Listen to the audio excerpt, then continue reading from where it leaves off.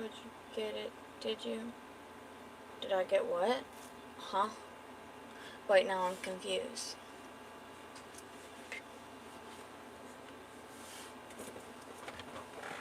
Did you get it? Did I get what? Wait, what did I get? What am I getting? I think I'm confusing myself.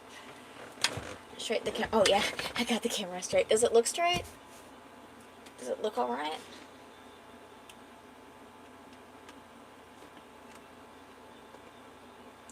Guys, my body hurts so bad. I hate this. I do not feel good. I don't know what. Is it supposed to rain this week? Or something? Because that's probably why. Every time it's supposed to rain, it's like the worst.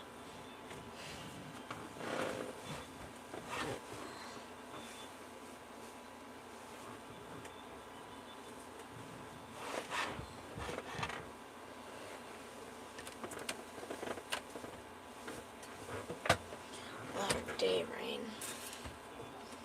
Oh, Jesus.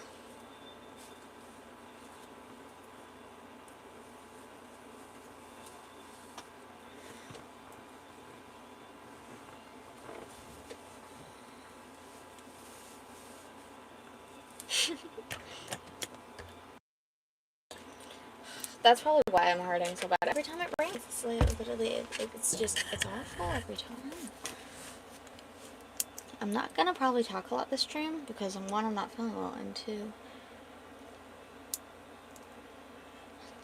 I was lightheaded a lot today. I don't know. I just know I'm feeling well today. It's like that, like, quite often, actually. Especially, like, is where I've worked so much this week.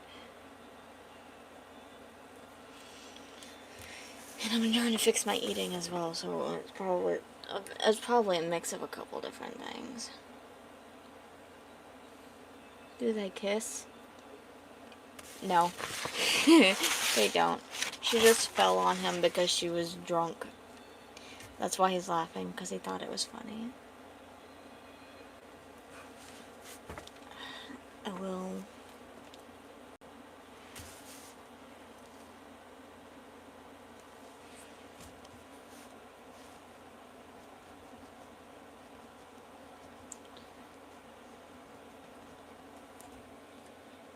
They're not siblings.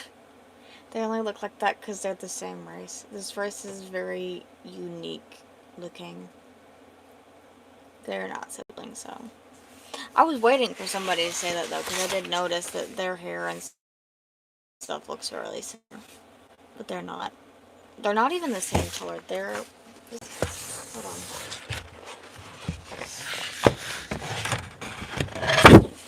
This is their color. They're not... They look different. I promise. They're actually going... It's actually going to be a romance option between them.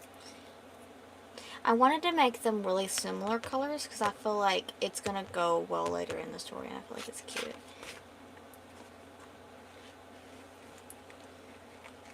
Plus these are some of my favorite colors as well. So reason.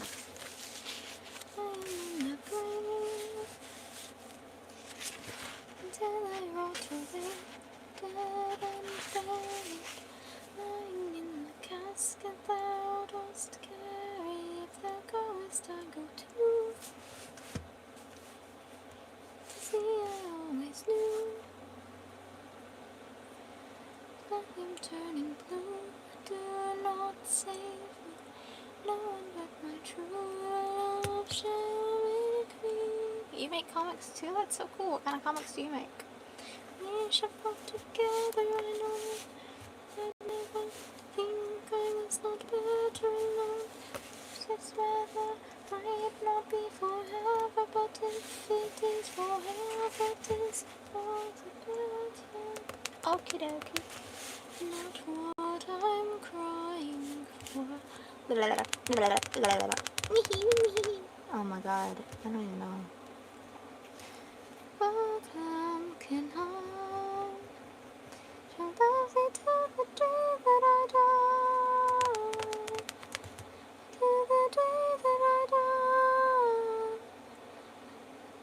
sea runneth dry. The day that I died, thou could only see. Ow, goober! Get your foot. No, these are. It's a guy. A lot of people ask that though, because he does. I guess I drew him a bit feminine. And sorry, Goober, I wasn't talking to you. I was talking to my cat, Goober, because that's also my cat's name. Hello. Hi. And then prudish, sayest let it end, be not foolish. I'm not what I'm crying for. Think I could not love thee more. Maybe brave but lambkin I cannot say goodbye. Hello. Hi. Hello. I said hello. Can you guys hear me? Might not be forever, but if it is forever, it is all that matters. Hello. We in another life, as the same look in thine eyes, we are not so surprised.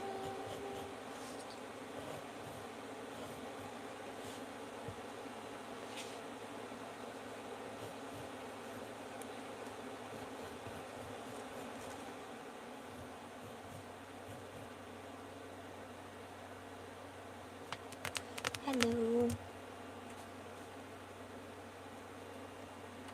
Goober, you stink. You're stinky. Stinky, stinky, stinky, stinky. Stinky, stinky kitty. Ooh, stinky. Do, do, do, do, do, do. Do not like that. Is my book in your spot? There you go.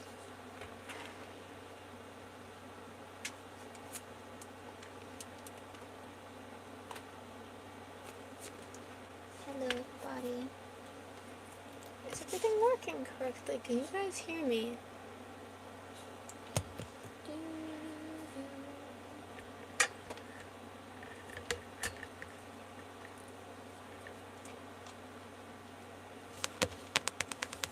Can everybody hear me? When we were together, naturally hit the apple of mine heart.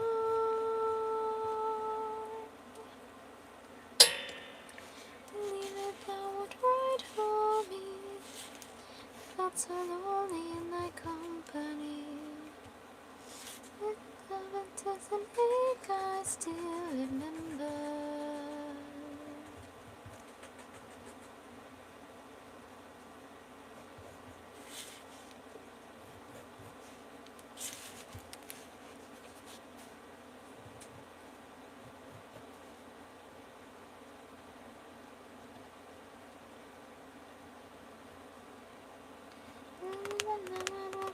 Hello, Cooper.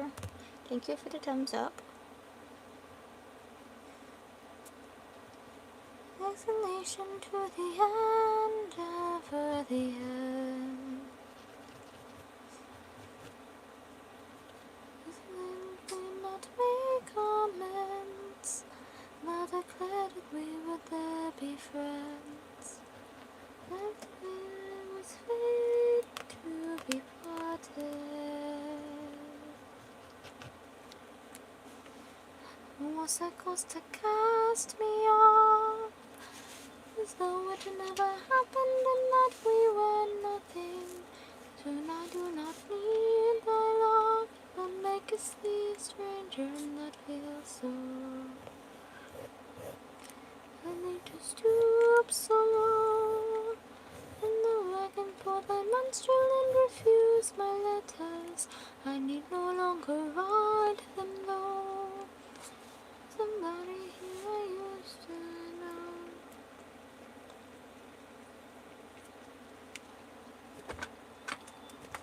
Tommy, are Come on, baby. Come here.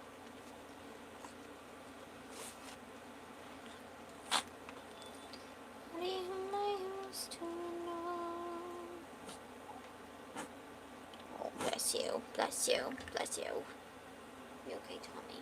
Stuff in the sickies.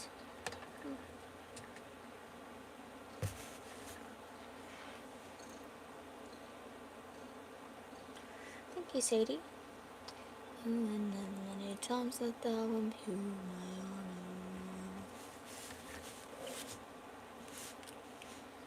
And then it was ever something I had done. Or shall I live that way?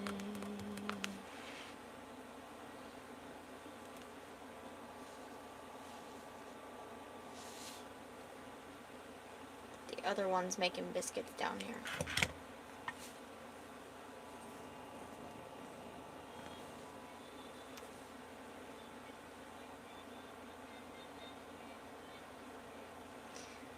Thank you. They're kind of like reflective. See a stranger in that feels. The story is the drawing itself. You're gonna have to read it. It's all posted, up to date right now. It's a book. So I've got even more, guys. This is a long process. If you guys want to know what it's about, go read it. It's on my channel. You click on the most recent one, it'll tell you the related video, and you can keep clicking related video until you get to the first page.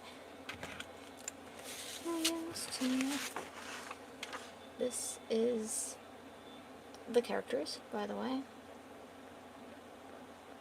I can't say her move or hear her. Can you hear me? Hello?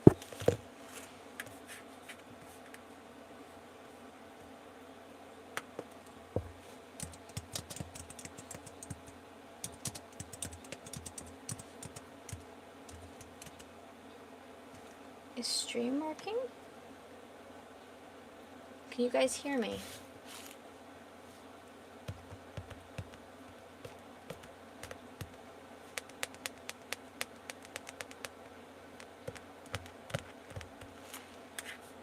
Okay. Ask Batty if theirs is paused. That might be why it's not working.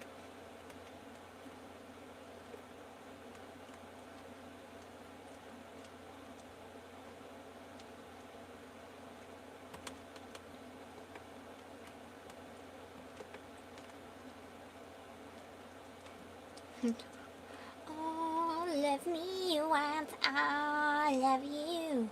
That song? I know that song, but I'm not singing it.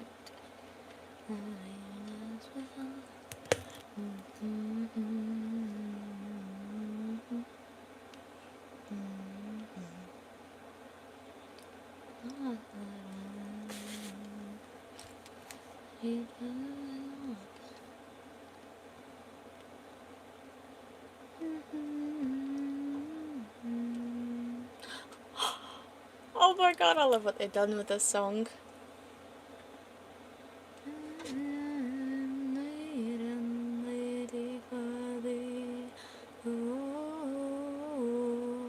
They've dropped a bardic cover of Teenage Dirtbag and I absolutely love it.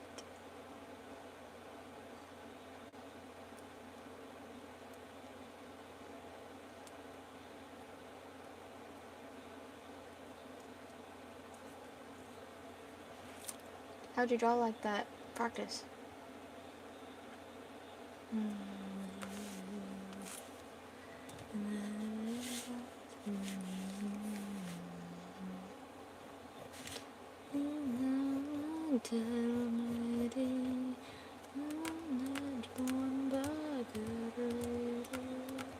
I like this version actually, that's nice.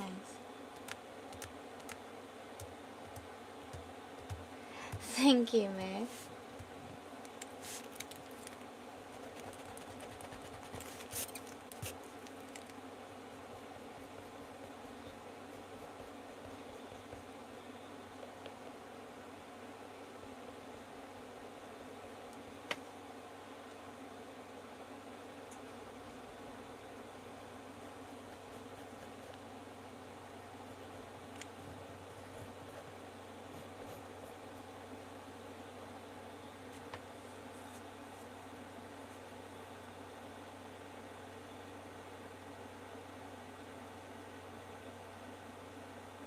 One thing I'm angry about is AI because there's something called a pencil.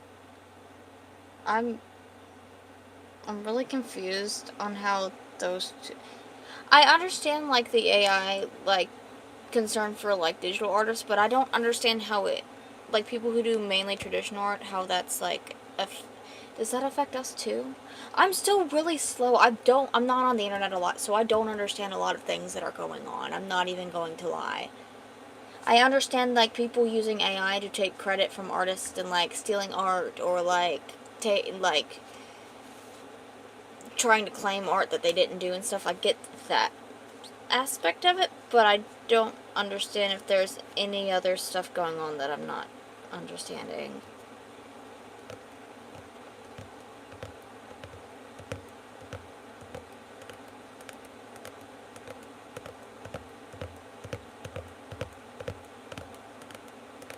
So good, like, how do you even draw like that? It would be like, yeah, no, she's so embarrassed. Look at her face. She's like, oh my god, I'm so fucking sorry. I thought it was funny, though. He don't, he, he enjoyed it, but she was like, I'm not happy now, but I changed it to where they had a little laugh about it, so you read the page before this. I'm glad. I encourage viewers to read the pages up before this, because I've got 45 pages done so far. I just haven't posted the up-to-date ones. This is the next page. I'm just retouching up some drawings, because if you can't tell, they're little... Some of them are a bit... I made this page 2 years ago, and I'm just touching it up a bit and re-uploading it for the people that are new, so that you don't have to scroll all the way down to the videos and see all the old... I'm also touching up dialogue, because I feel like it needs to be... I've got something to make it feel a bit more smoother and, like, you know...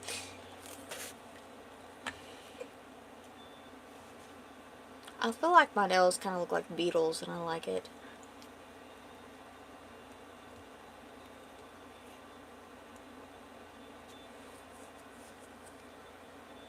But also be sure to have a colored picture of them behind us as well, so that we can see what their colors look like as well. It's really not. I feel like it's a good, like, clickbait, I guess. Because people think something else is going on that's not. She really is just drunk and tripped and fell on him, and they landed in the bath, and she's embarrassed, and he thinks it's funny. So, I would actually cry myself to sleep if that happened to me. I literally would be like, okay, don't even talk to me, don't look at me, you know? I would, what would you do if that happened to you? Say, like, that happened, you got drunk and fell on somebody, and like, that would, like, you'd be so embarrassed, I feel like.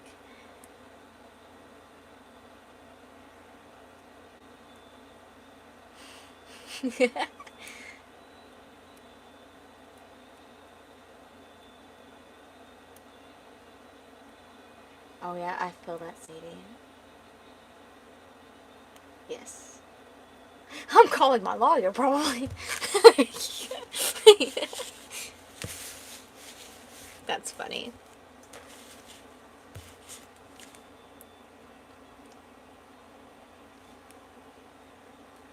You're mad at your boyfriend? Well, that sucks, I guess.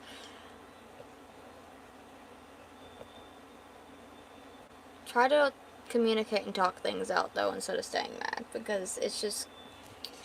Unless they've done something really bad. If they've done something really bad, then break up with them. But it depends on what they did to make you mad. You're allowed to be mad, but I suggest trying to talk things out to work around things. See, the thing is, he used to make fun of people like you. As long as he's not still doing it and he's learnt that it's wrong, then that's what matters. But if he's still doing it, then I'd be like, bye. Thank you. Bye-bye. We're not talking to you no more. That's how that goes, okay? Wait, which community? What? community? I'm really confused. That's really confusing me. Oh, yeah, wait. Oh, no, I know what they're talking about. Are you talking about, like, Therians? Is it because of Therians and furries? Is that what it is?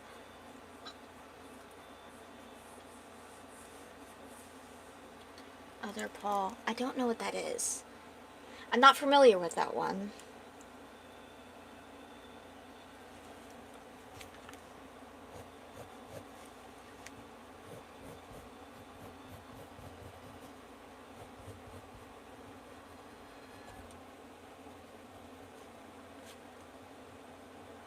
Thank you, thank you, thank you, thank you, thank you, thank you, thank you.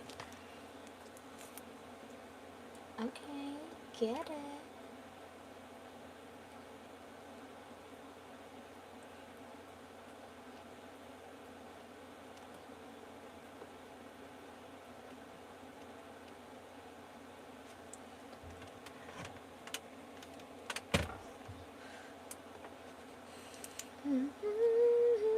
Ooh, I want candy. Look at my candy jar. I have 2 of these. I have a bigger version of this that's clear, that doesn't have ghosties, and it's just like a clear orange candy jar.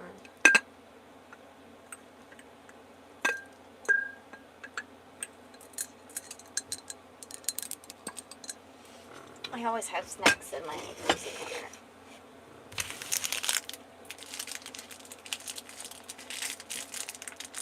Oh, that's cool, Lucifer. I'm glad to see people still use clip-on earrings.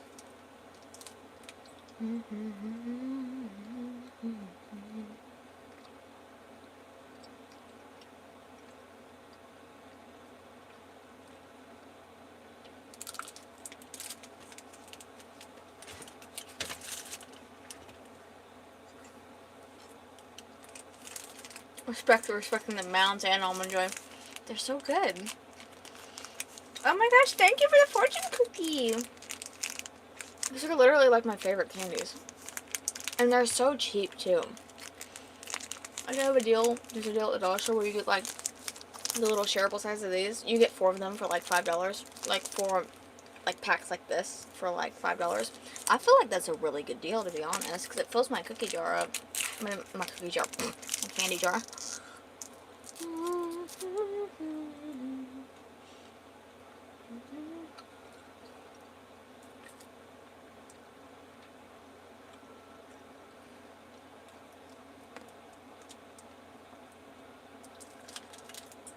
They are so good. What? Thank you, Mars.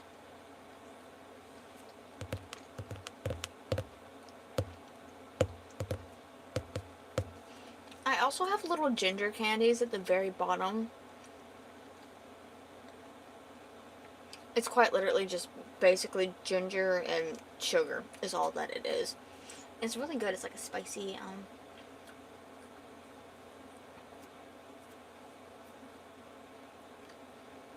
oh my gosh, there's 2 Mars. Mars bars, marzipan. Whoa. It's fate. You guys were destined to meet.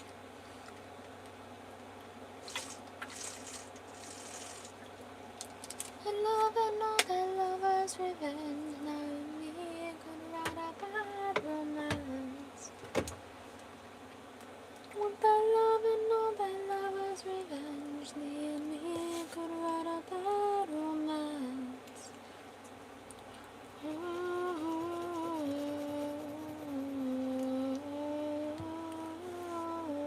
You're fine, Core. Hi. I like the stream. I'm a sub. Awesome. Thank you. Their planets have aligned. Yes. Marsception, guys. Marsception. Let's dance. Let's dance. That's stuck in my head. I don't...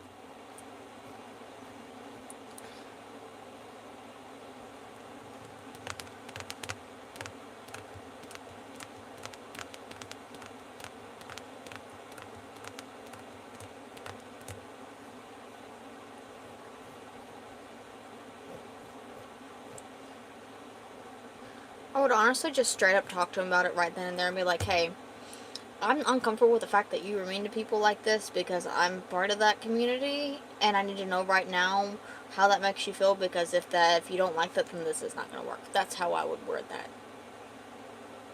Hi, Hawks.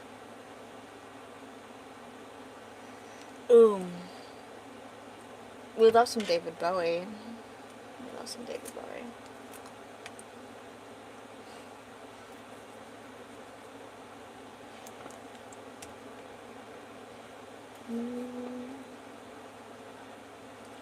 Awesome, Sadie. I'm so glad to inspire people. I love inspiring people. Fell upon my sword to see if I could die. I woke upon the moon, and still I was alive. I will tales of home, the old familiar steed. Take me out my flood, I cannot live with. Happy birthday, Mars.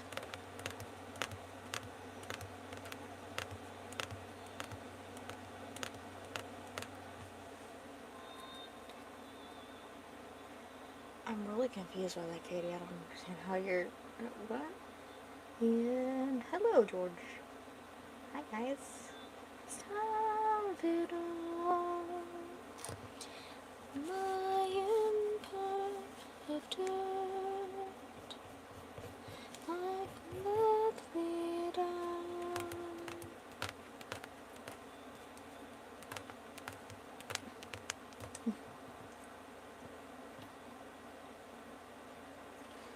Well, I think that's a good idea, Sadie.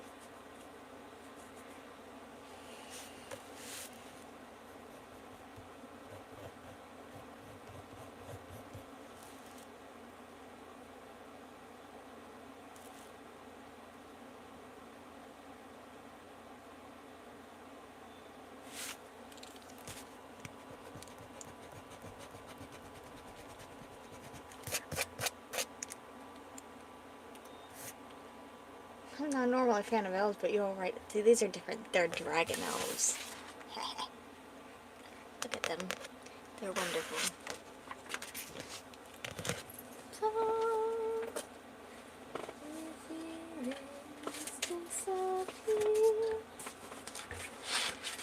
Got this one too, as well. I am still right here. What have I become? My sweetest Hobby Lobby.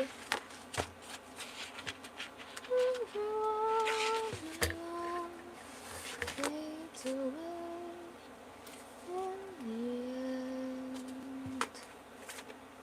Nothing's time at all. I hate when my girlfriend turns into the moon. And you take the moon, and you take the moon, and you take the moon, and you take. The more I look at the art, the happier I get, dude. It's literally some peak. Thank you.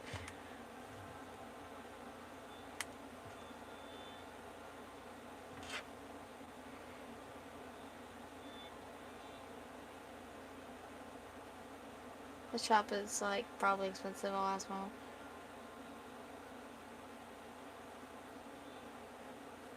Actually, it's really affordable for these. These were $6.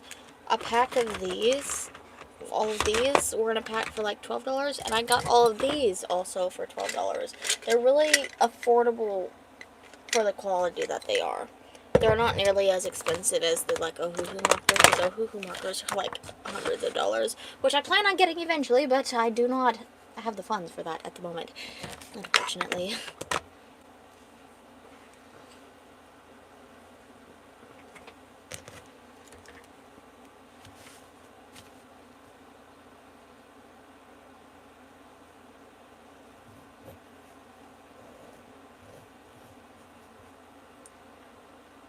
was beautiful. Which one?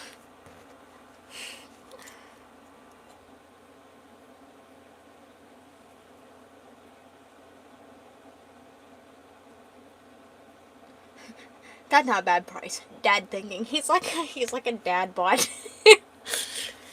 That was not like a nasty comment, by the way. That was meant as like funny. I think you can help me a little bit. I need a plot. It's fantasy but not fantasy. Okay, what is the theme again? You know what you should try? You guys should try cactus juice. It's the quenchiest. I'm not sure about that. Jolene, Jolene, Jolene, Jolene. Thank you. It's mine and my boyfriend's promise ring matching. This was originally it, but then I got us matching ones, so I changed it because I broke my original one that he got me, which was an anxiety ring, but I used it so much that I broke it. So I ended up buying more, and I couldn't decide which one I liked. Bella. Flaming locks of auburn hair and lively skin and eyes of emerald green. Like a breath of spring, my voice is soft like summer rain, and I cannot compete with these Doreen. Hello. Love me. Okay, Toph. Zuko. A promise ring is like before an engagement ring kind of thing. It's like kind of the same aspect, I guess. See, I just thought it matched the hematite ring I got him, so I got us matching rings is all that is, pretty much. Because I got him a hematite ring because I felt like it was good for him because it absorbs negative energy and stuff, and it's really good for like grounding. If they would take not but a word. He wears his all the time. He doesn't, he wears his just as much as I wear mine. He does not, I've literally seen his friends send me pictures of like when they go out and stuff, and he has it on every single time, and I'm like, that's my man. Island Jolene. Jolene, Jolene, Jolene. And if deeply take not my lord. Jolene, Jolene, Jolene. If they would take not but a word. Hi, Neil. What's up? I love that Neil's been coming in here every stream too. He's super chill. Guys, if you are a fan of like Juice WRLD music and stuff, Neil makes similar music. He's pretty chill. He's cool. I used some of his music in some of my videos before, actually. I'm just trying to help fellow artists out. You know? Yo. I don't fucking know why I said that. But who's reading this? Quite a decent amount of people, actually. For how small I am, I feel like quite a lot of people are reading it.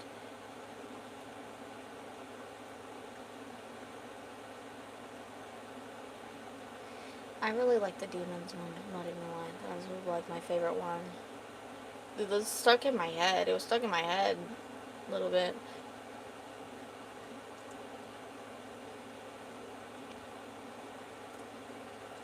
I don't understand why that one didn't blow up and the other one did, because I feel like that one's really like a banger.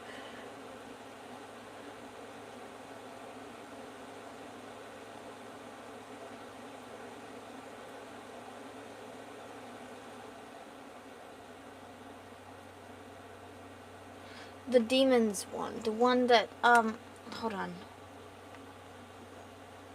Hold on. I will tell you the actual name of it. It is, hold on. Where is it? A Lot of Demons. That one's my favorite one. I don't know. It just reminds me of kind of like when my stuff spikes up really bad and like I'm like a silent struggle kind of thing. And like a release with Juice WRLD vibes. It is very nice. I like it.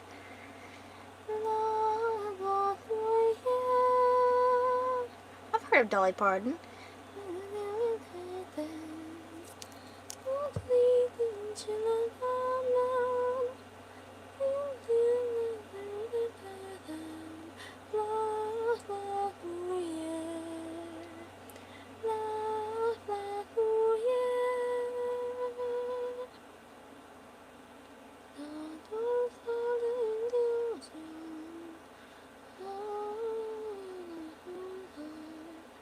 I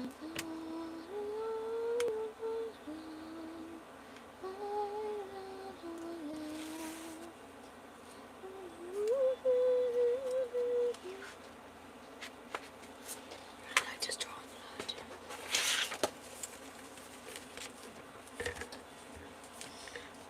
Dude.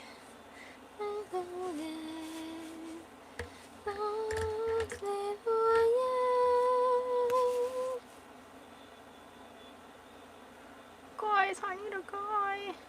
You need a guy.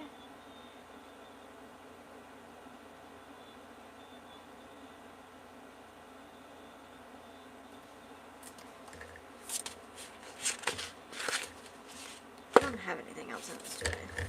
I feel like I need. I thought that's a dingo.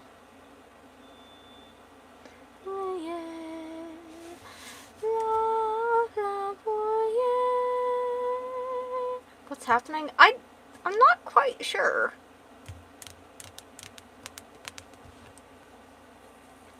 I'm trying to keep pictures that I've done already for like inspiration for upcoming scenes that are going to happen.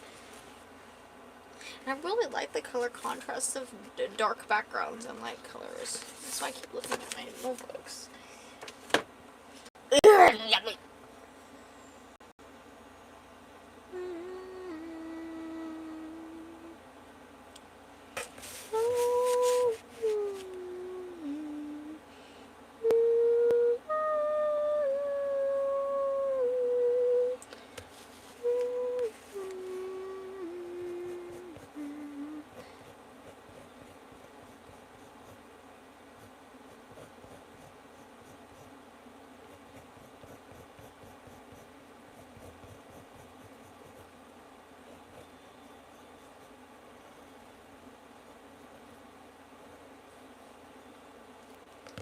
What are you building in Minecraft?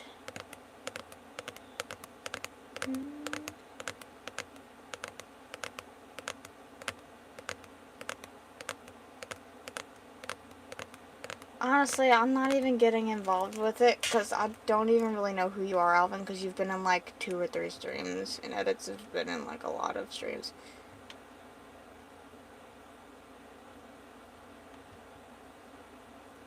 Hello, hi. Thank you.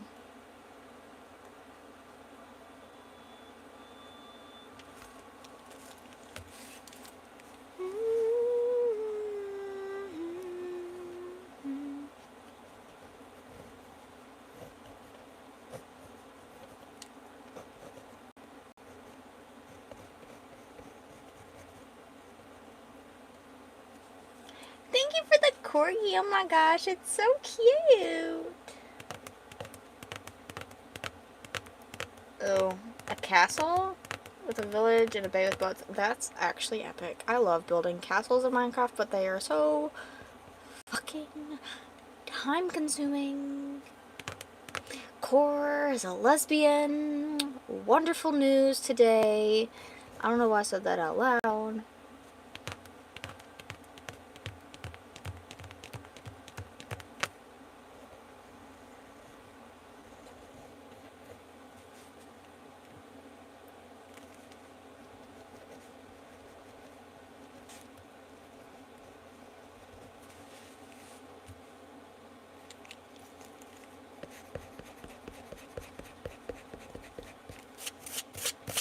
No, it's not.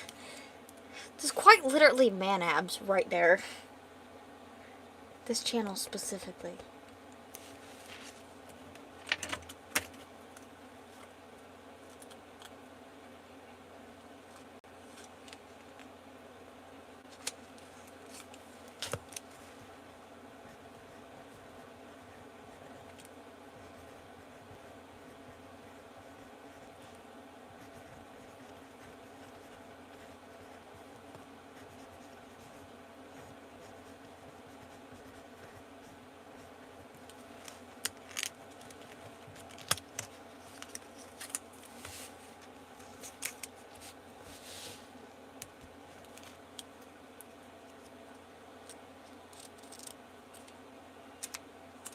Just keep to yourself and act like everything's normal. I mean, it will blow over. It will go away, I promise. In about, like, a year, you're just gonna be like, oh, I forgot about that.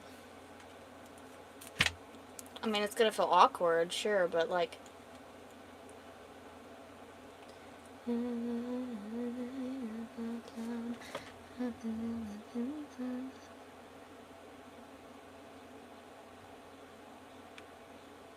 What is going on?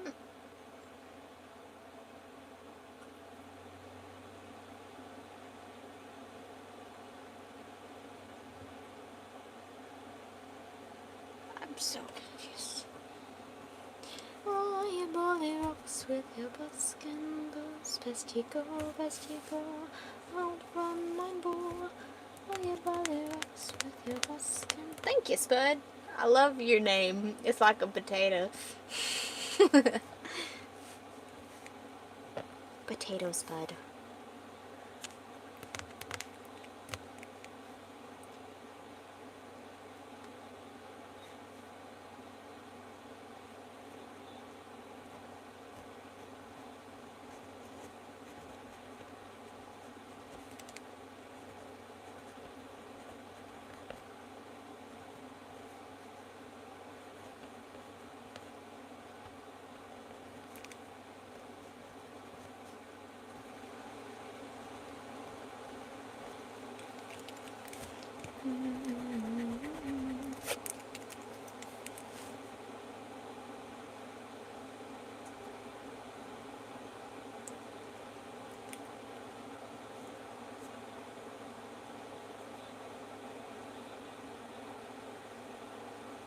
Oh, I thought Spud was like a potato. My bad. Damn. That sucks. What?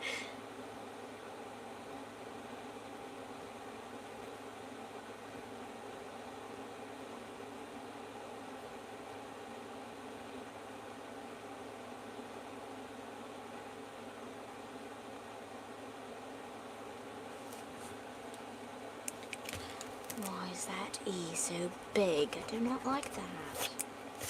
The wardrobe. Looks like a basket.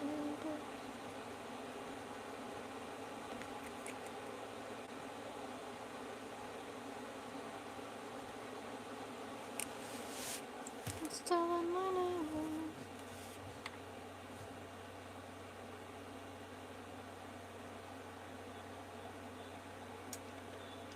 How long have I been drawing? Like, in general? 15 years? Probably. Thank you, Alexis.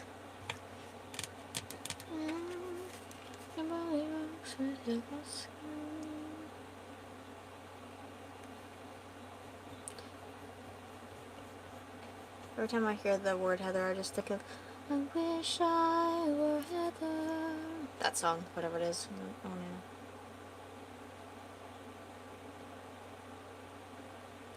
I'm not actually sure if he listens to that. I'll have to ask him.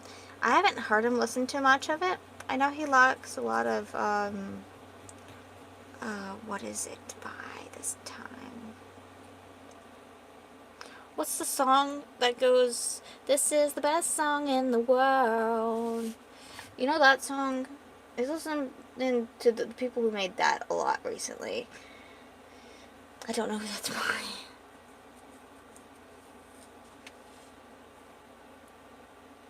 Oh, it's the best song in the world. I will.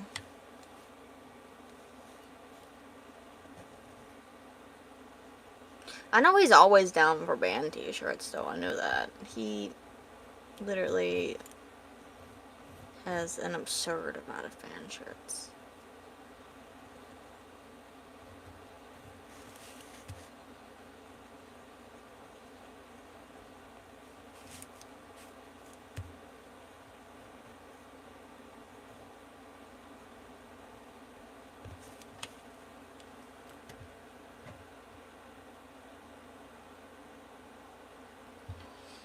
Well, like I said, I'm not in it. It's none of my business, and I'm not having drama coming to stream.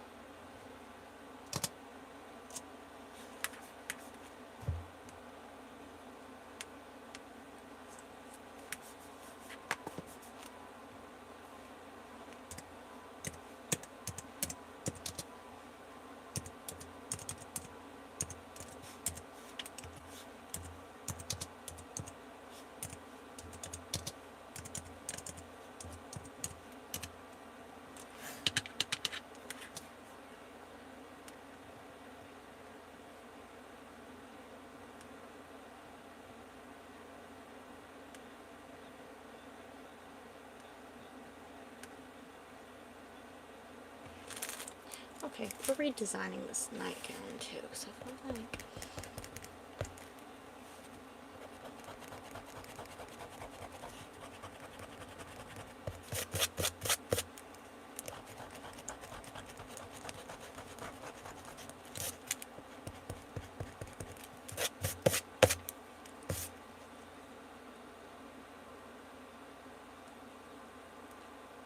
Ooh, that's cool.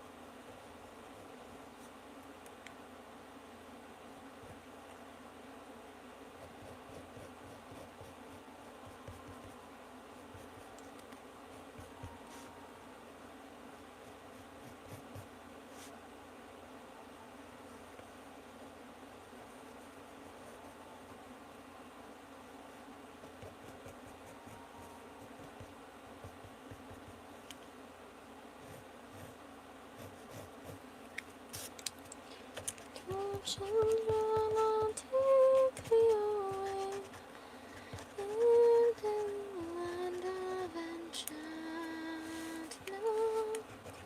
The little children are found to play.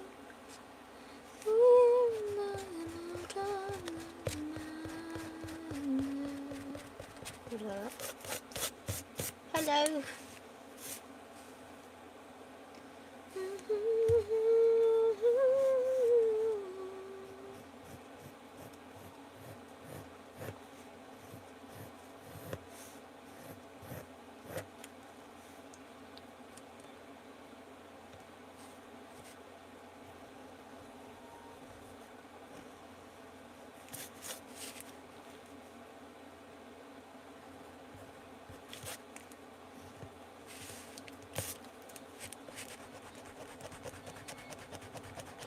Oh my gosh, thank you for the guitar. Holy crap. It's so funky looking. I like it.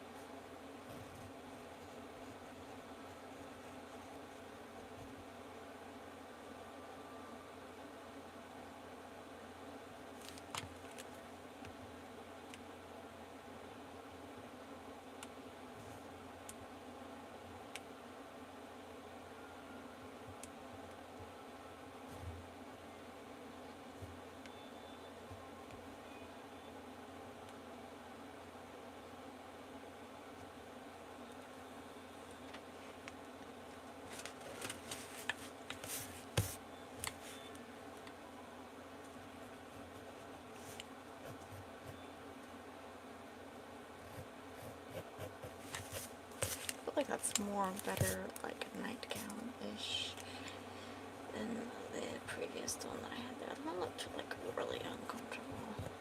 This looks really comfy, cozy.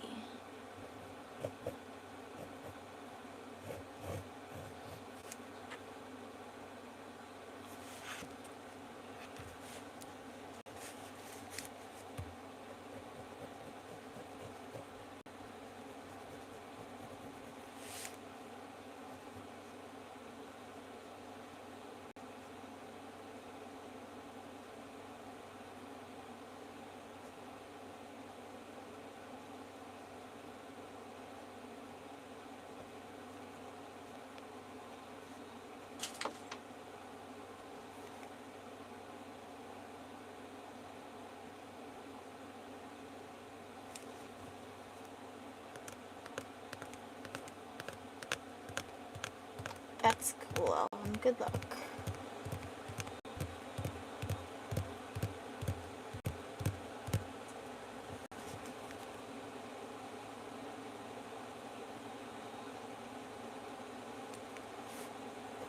elementary school is so different when I was in elementary school. That was not even a thing when I was in elementary school.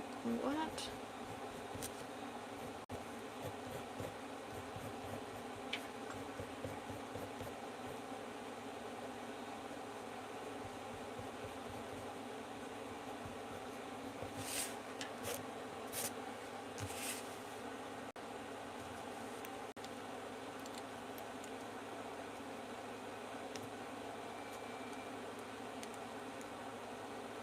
I'm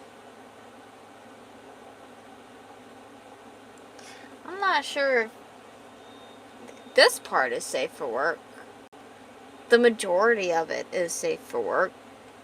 There's going to be some suggestive content and gore. So it contains gore, blood, suggestive content. It probably will contain nudity at some point, but that will not be posted on YouTube, and they will be blurred, like, they will be safe for work versions on YouTube. It's safe for work. All the ones on YouTube is safe for work. There will eventually, like, probably very few pages. Do you publish stuff? No, this is a work in progress. It's not, like, published yet, if that's what you're asking.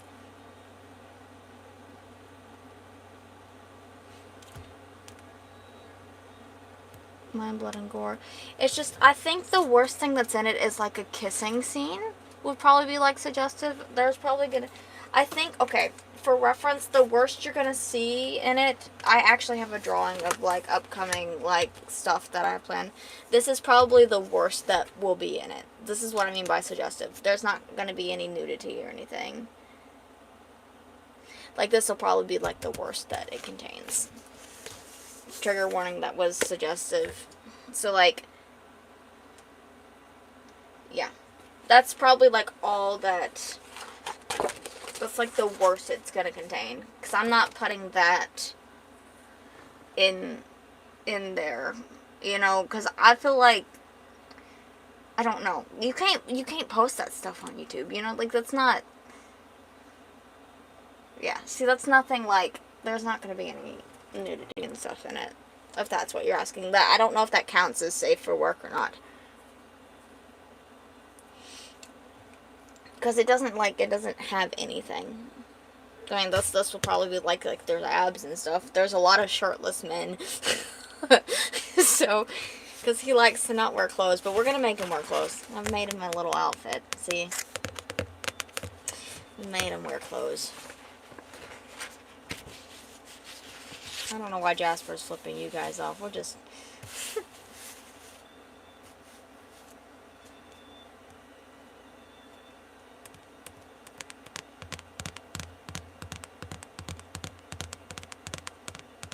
This is actually based off my D&D campaign, but, like, the storyline is going to be based from the campaign, but there's going to be a lot deeper, a lot more detail in this than the actual campaign that I didn't get to get into and finish because people decided they want to fight the fucking main boss at level 6.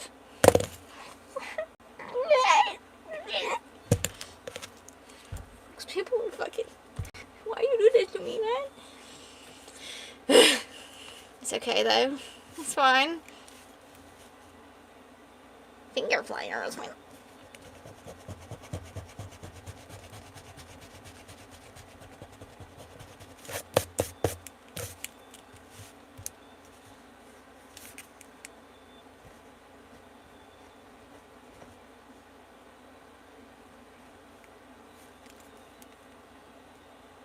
Why not do something with your talent, like publish stuff online? I post it all on my YouTube. I make money from it. I'm not sure how to get into, like, publishing, like as in, like, webtoons and stuff. I don't know how to do that. I don't have a computer to do that, and I'm pretty sure it requires a computer. I'm going to be getting a MacBook soon, though, from what I understand. I need more stuff than I have currently to be able to do that, if that makes sense. I do plan on doing something with it long term. It's a work in progress. It takes time. You know, I want to make sure I've got a lot finished before like, get to that point.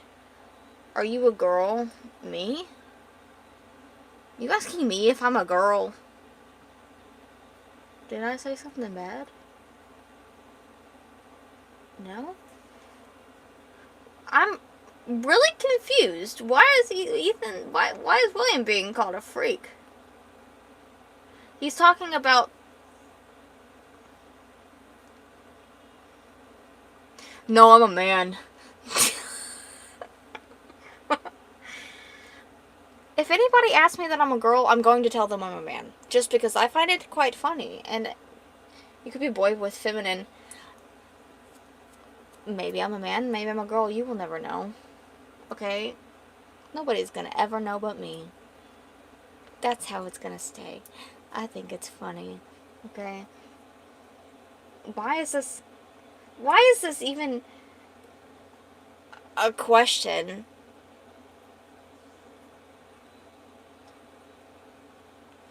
Because he's probably also an artist that does similar things and wants to encourage others to do the same. That's what I'm getting from it, Mars.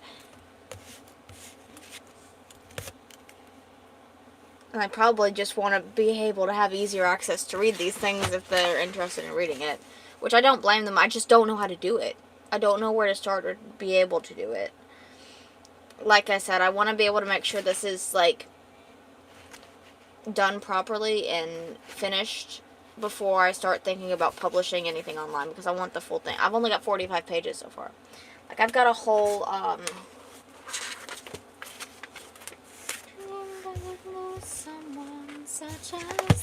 the highlighted pages and the pink are the ones that I've went over and redone, because I've been working on this for about 2 years, and this is up until this page, and this page. From here on out, it's a bunch of, like, work in progress of things that I need to work on, fix, and make sure it's up to date, like how...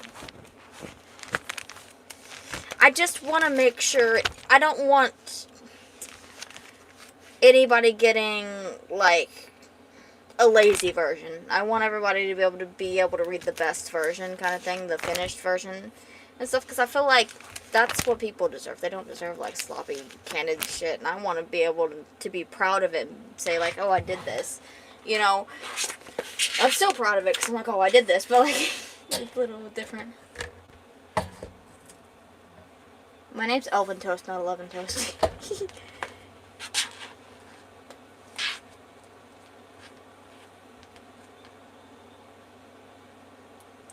I don't know, that's up to you, Elvin.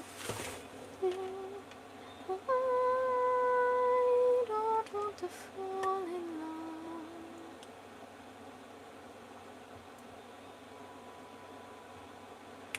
Hello, Dark.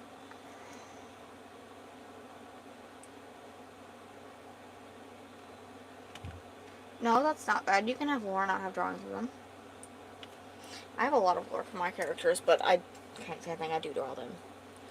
You can have a lot of lore. Like, you know how many book characters, all the lore for book characters, and they're not drawn? Books don't always have to have pictures.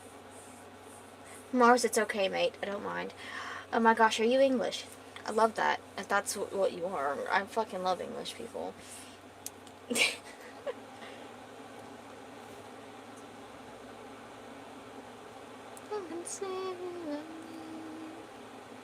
He's calling you mate? It's like friend, like, that's slang for, like, dude or friend, I'm pretty sure. I never dreamed of someone such as thee. I never dreamed to lose someone such as thee. God, that comments. A hi guy that comments. I just completely skipped over you. Like in Lakota. English, like from Europe. England. You know, like English.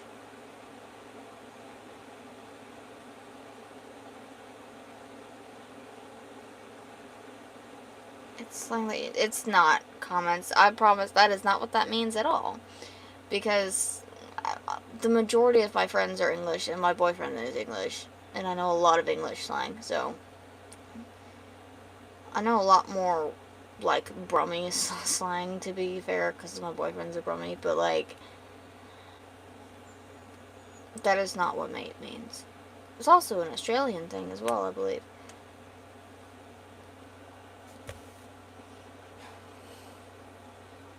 What the hell? Just means it's a friendly slang, Mars. It's not anything. Can we ban this guy?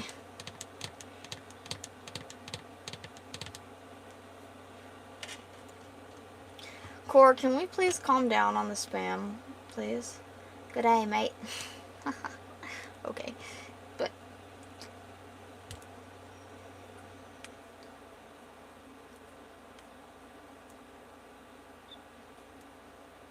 I mean, to be fair, Core has put that in here quite a few times. But at the same time, Core has been here for a while, and that's what Core does. Core is just, that's Core for you. So, it's less like, also an artist actually I work with a manga company, like when they need stuff, they ask me to send art to them, that's why I asked, but I respect your decision. See, I'm interested in that, but I don't know how any of that works. Is a thing, and that's a big thing to get into, because there's going to be a lot of, like, details with a lot of things for, if that, there's a lot that goes with that, and I don't want to show somebody an unfinished product, because I feel like that's really unprofessional. Like, if I went to a manga company for something that I'm working on, I want to have the finished product to present to them, if that makes sense. If it was finished, I would be like, hell yes, dude. But, like, it's not finished at all. It's not even halfway done. There's a lot still. And there's gonna be, I think there's gonna be a couple books worth when I'm finished. I've got at least, like, 3 books planned. It's gonna be, like, a 3-part series, I feel like, because I feel like it's not gonna all fit in one.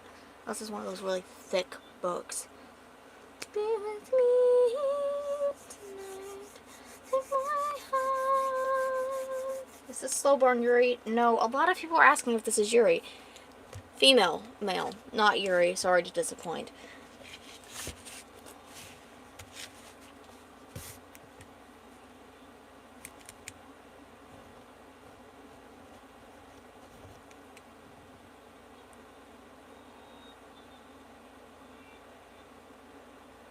My favorite British YouTuber. Hold on a second.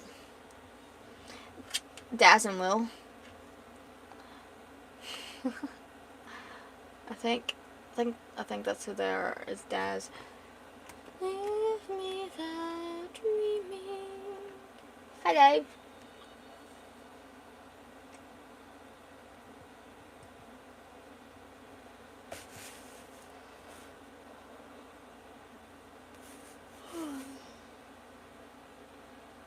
Daz. They're funny. Also like Bob Boys. I'm American. I know Mr. Who's the Boss is from UK. See, I plan on eventually moving to the UK. That's why I asked. Because I find their culture really a lot more interesting, and I take a liking to that a lot more than the American culture.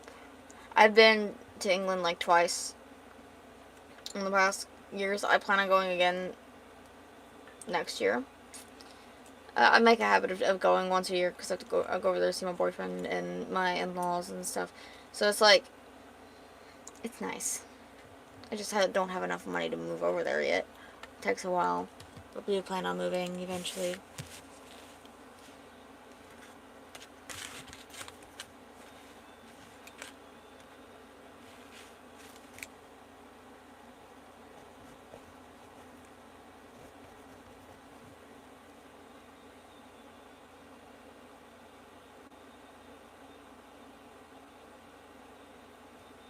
I mean, honestly, it doesn't even sound that bad, Ethan, because my sister likes a lot of interesting things as well.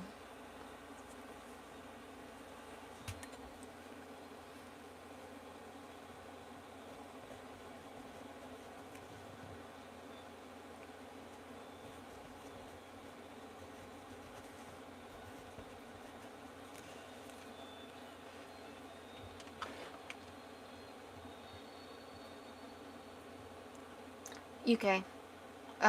Wales, are you fucking mad?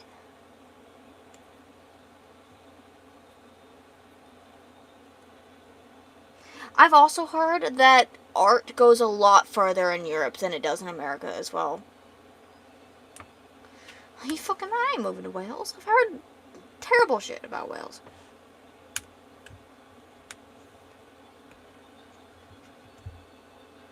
Scares me.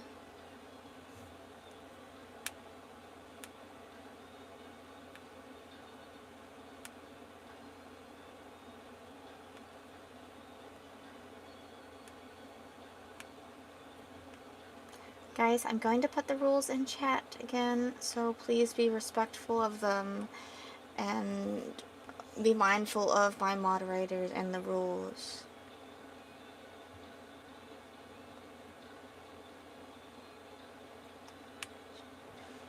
I feel like that was a very unnecessary comment handle. Okay.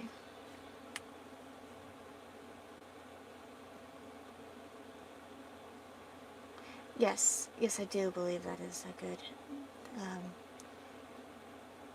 the best place to live is Europe, Chris. Is this W? I've answered this before. No, it's not. He looks like a girl just because he has long hair. I promise he's not. Look. This is the characters. Guy, girl. Very different. Very, very different. This one's gay, though, if you like gay things. And she's bisexual. Well, pansexual. She's pansexual. He's gay. She's straight. They're straight. So I've got a little bit of, you know, in there. Got a little diversity in there for those. Lady thou woundest, mine heart.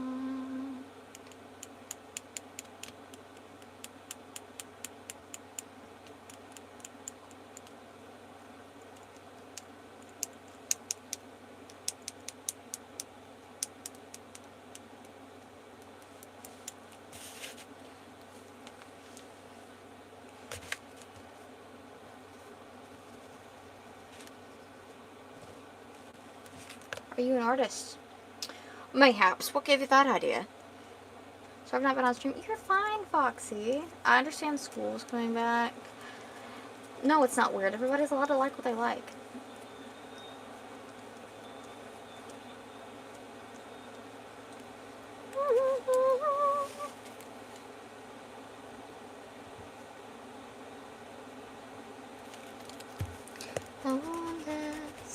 Thou woundest mine heart. That is love, lady, thou woundest mine heart. Noni, noni, no.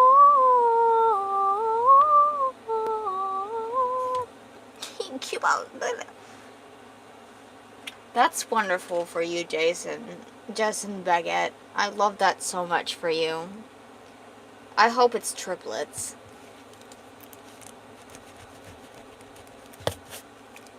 So you can bless the world with your little mini children. I forgot the word I was going to use.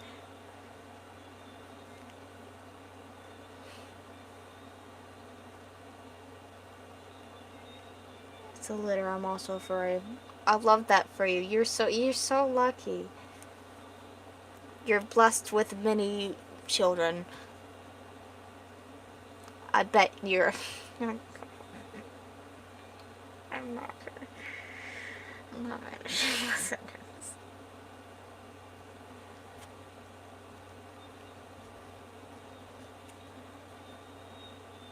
Pet that dog. Can I pet that dog? I'm not. I was gonna say I hope your alpha's happy, but I didn't. I feel like that's really. I didn't know if that was the right word.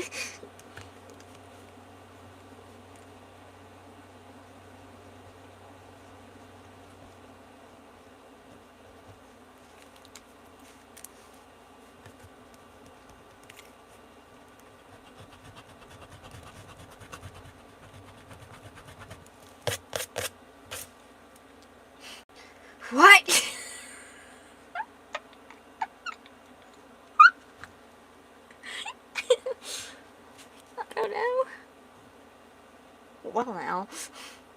your draw's so beautiful. Thank you, Georgina.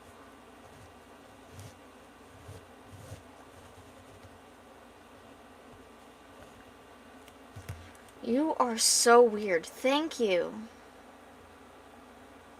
Thank you. Thank you, Juliet.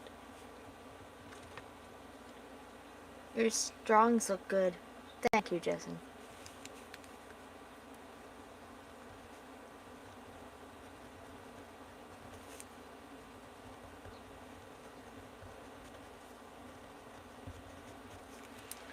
La la la la la la la la. But I like it. Thank you.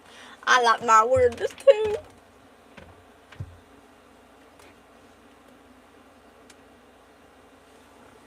Bro, I'm gonna skip the damn ad. Thank you. Oh my gosh. My room smells like pumpkin spice. Welcome, children. I've been shit.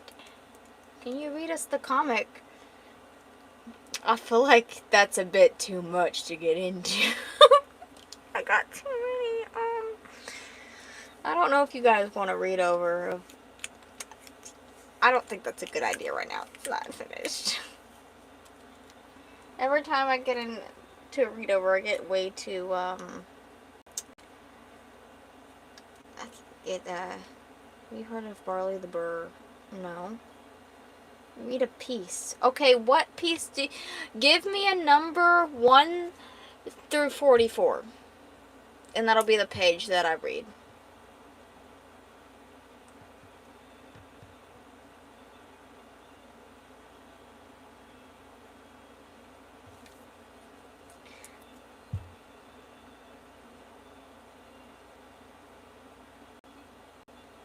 Any more? We've got 1 for 16. Just give me a... Guys. Actually, 1. 73. No, 73. 23.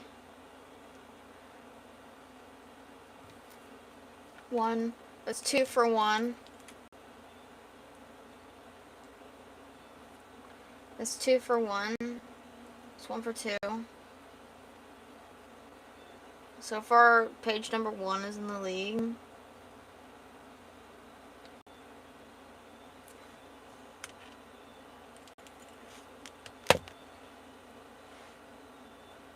Two. That's 2 for 2. I guess we're doing page 1, guys. Page 1.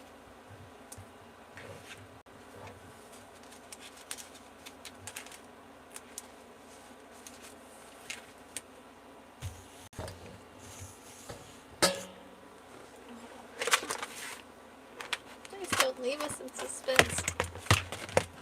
Oh my gosh.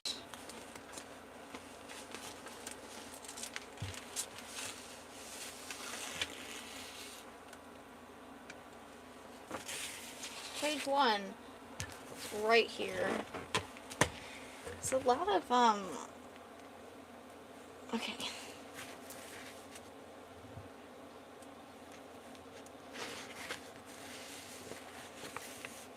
This is page 1. What do you call this? A comic that I've got a lot of pages on. Okay, so it starts off, actually, this is the main character, Delve, so she's a little kid in this part.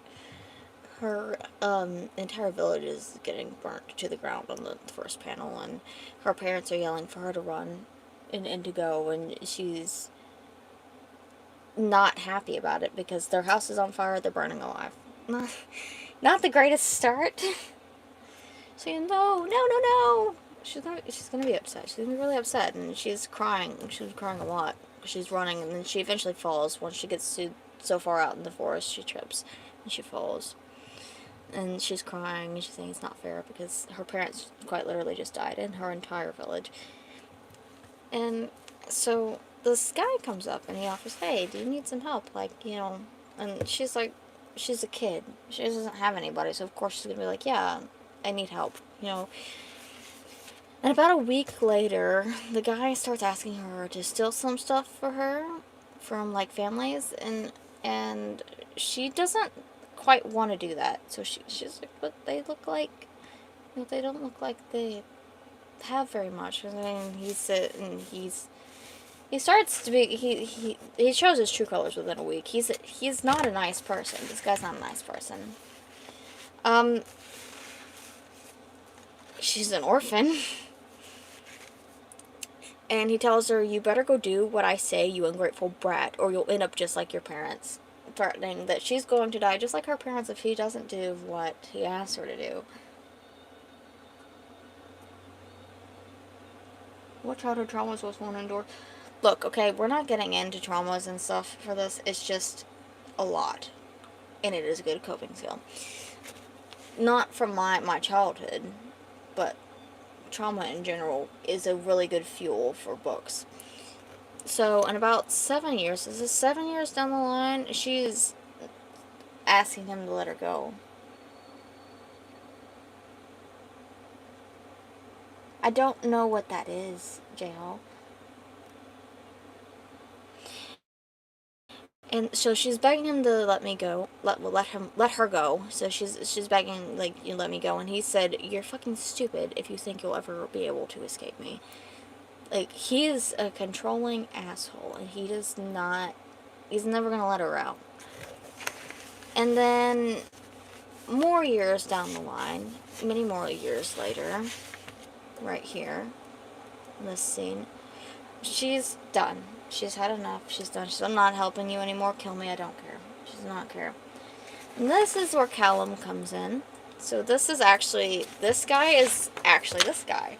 And it will, we will show you how he turns into this. How he ends up looking like this. The abs and stuff, all that, that's been there. But the scarring and the hair and everything, this is before he was brutalized. So, and he's had enough of this. He's loved this. He's loved her for like a long time. He's not telling her that he loved her because he's not been allowed around her, because if they tried to, if he tried to interact with her, they would hurt him, and he didn't care about that. But when they started hurting her, when he tried to interact with her, that's when he was like, okay, I need to keep my distance to keep her safe. He wants to keep her safe. And he said, let her go, she didn't even do anything. And then, so this guy, this evil dude's name is Brolak. He said, shut your mouth, boy. She needs to be taught a lesson for talking back. And at this point, Callum's done. He's had enough. He's had enough of this guy hurting her and everything. And he says, get fucked, asshole. And he shows him into the wall. And Brolak goes, you're gonna regret this, boy. And then he tells Delve to run. So she runs. Just run, don't look back, just go. Delve, run, don't look back, just go. So she runs. She does look back, because she's like, oh. And so she makes it out. She falls again, because she's really weak. She's very malnourished. So we're on to page 2, and she's having the realization of, oh, she's fine, like, I'm finally free. Oh my gosh. Meanwhile, while she's in the realization of getting herself together, this is Callum now. This is him now. If you can see, they've ripped his horn off, they've slashed his face and his entire body. And he's in excruciating, agonizing pain. And now Brolak goes, thanks to you, my best worker is gone. And he goes, fuck you, jackass. And then the next words out of Brolak's mouth are, chop the bastard's wing off next. Get rid of his wing. So he can't fly. He'll be unbalanced. Maybe he'll bleed out. Like, maybe he'll die. And so Delve is like, okay, I need to get changed if I'm going to ask the queen for assistance and taking down the guild. So this is actually, it was a whole guild. And their aspect was to steal, rob, and poach. Just to make themselves money. That was their thing. She is going to try and take this guild down from the inside. So she goes and asks assistance from the queen. So she gets herself to look presentable. And the next day she heads to the castle. The kingdom. I think the kingdom's name. I don't remember the kingdom's name. I have it written in my notes. She says, I need to speak with the queen. It's urgent. And the queen's, okay, well, who's coming up to my quarters with this? Like, who are you? Oh, what's this? Oh, I haven't seen a Dovahfey in a long time, which is her race, so she's a dragon elf. Their race has been, like, wiped out entirely. There's not been any trace of them for a really long time. She's like, I didn't even think your kind still existed. What can I help you with today? And Del's really confused. She's not heard this word before.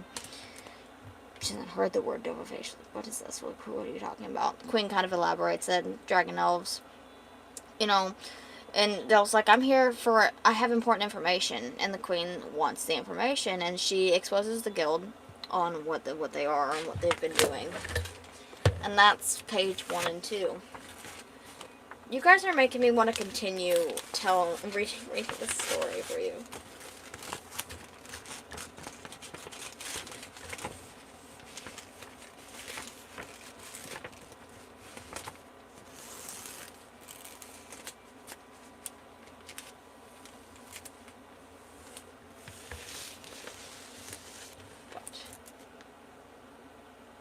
The machine elves, they are dragon elves.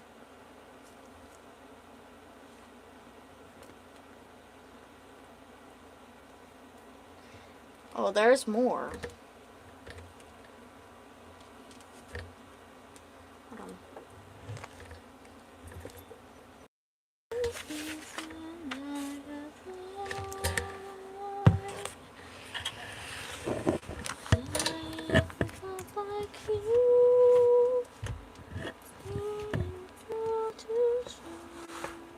Bye-bye, Alvin.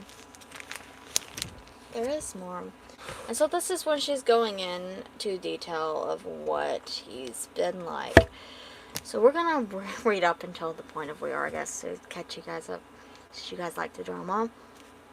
Maybe one day in the future I could do a stream of me voicing over the comic, if you guys would be interested in that.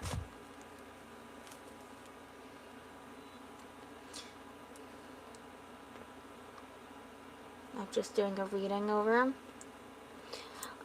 So she explains, so Delv's full name is Delvinique Elvenari. She comes from the Elvenari clan, where they specialize in white and iridescent dragons. They were one of the first to go because they were one of the most powerful ones.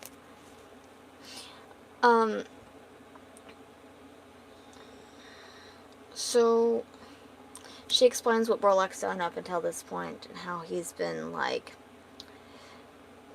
robbing people, even innocent people, and then threatening people if they don't do what he says. And the Queen's like, okay, I've heard stories, but I haven't had enough information until now to do anything about it, so I'm going to lend you some of my best men to go there with you to go and take him out. Little do we know, though, the Queen has other motives behind this that we will find out later on down in the story. It's more of a conflict between her and Borlak because they used to work together, believe it or not. The Queen is also evil. Dun dun dun. So she thanks the Queen, and so they're on their way the next day. She points out that there's a secret passage behind the little... It's underneath the ledge behind the pillars, which is right here, as you can see. And later that night, they've prepared their defenses and they're ready to go. Meanwhile, Callum, he's still alive, by the way, guys. He's still alive. He's screaming in agony, like he's on the verge of death. He's not... The Queen is evil, yes. You will find... When you get to the page and realize that she's evil, you will cry. It made people cry. It made me cry when I had to make it. I just have to go over it and update it. Yes, I wrote all of this. And all of these pages, too. We're getting into this. Okay.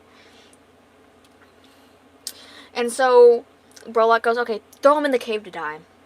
Because since he lost my best worker that makes me all of my money, throw him in the cave to die. Let him die. Because we don't want him anymore. Because he was nothing but a little scaly bastard anyways. Pretty much. And then Callum, all he has to say is, fuck you. Best response ever. There he is, laying on this rock. On the verge of death. Brutalized, missing a wing and a horn, and bleeding out. He's just all... And then, as he throws him on this rock, he says, you scaly bastards are all the same. See where protecting gets you? You've ended up just like the rest of your kind. That ends details a little bit of, oh, well, maybe this guy's behind the reason why there's not a lot of these left. And then Delve, about 10 minutes after this happens, because he's starting to get heavy breathing, he's gonna die soon. About 10 minutes later, Delve's like, oh, wait, hold on. There's somebody down here. Somebody help me get him to camp because he's injured. Because she's not a dick. Okay, she's not mean. She's sympathetic. She's actually really sweet. But we don't know that until later because she comes off as a dick. Because she's got a lot of issues. And then he goes, I hope you burn in hell, Bolak. Because he doesn't have any vision right now. Because of how much blood he's lost. So nothing's working properly. And she said, hey, it's okay. I'm not with them. It's okay, like, I'm not with them. You don't have to worry. I'm here to help you. She said, I think I recognize this one. He's the one who helped me escape. And so she tells the rest of the guards to go take their position in the cave, and then she'll be there shortly. And she says, okay, now, hold still. Tell me your name. Like, what's your name? So she's trying to keep him responsive so that... She's trying to keep him responsive. You're fine, Foxy. Good. So she's trying to keep him responsive so that he's still responding. And then he says, okay, my name's Callum. And he looks at her and he goes, are you an angel? She's like, do I look like a fucking angel to you? Do I look like an angel to you? Yes. This dude can't see. Okay, I don't know what he thinks an angel looks like. But she's got horns. And so he's obviously really, really, no. Just Callum, Elventara. That is his full name. He's like, actually, I don't have the last name picked out yet. Leave me alone. We'll get to that later on. Because they have to have really unique names. And she says, no. I'm not an angel. It's me. It's me, Delve. You helped me escape a couple of days ago, remember? Like, do you remember me? You helped me get out. And he's like, oh, shit, like, Delve, you're alive. I'm so happy you're safe. I didn't even recognize you. He's so happy that he's more happy that she's alive than concerned that he's on the verge of dying. But she is healing him at the same time of them talking, as you can see in this. He's like, I didn't even recognize you. And she's like, well, I would hope not. It's a disguise after all. Like, I would hope you wouldn't recognize me. She just tells him to hold still as she continues to heal his wounds. And he's like, a disguise for what exactly? Why are we needing a disguise? Like, what's going on? I'm gonna move this microphone over here. Calamari, sure. I don't know right now. And so in this part, let me make this a little straighter so you guys can see a bit better. She says, oh, I'm glad you asked. I'm glad you asked why I have a disguise. It's so they don't recognize me because I'm going to kill all of them. He's what?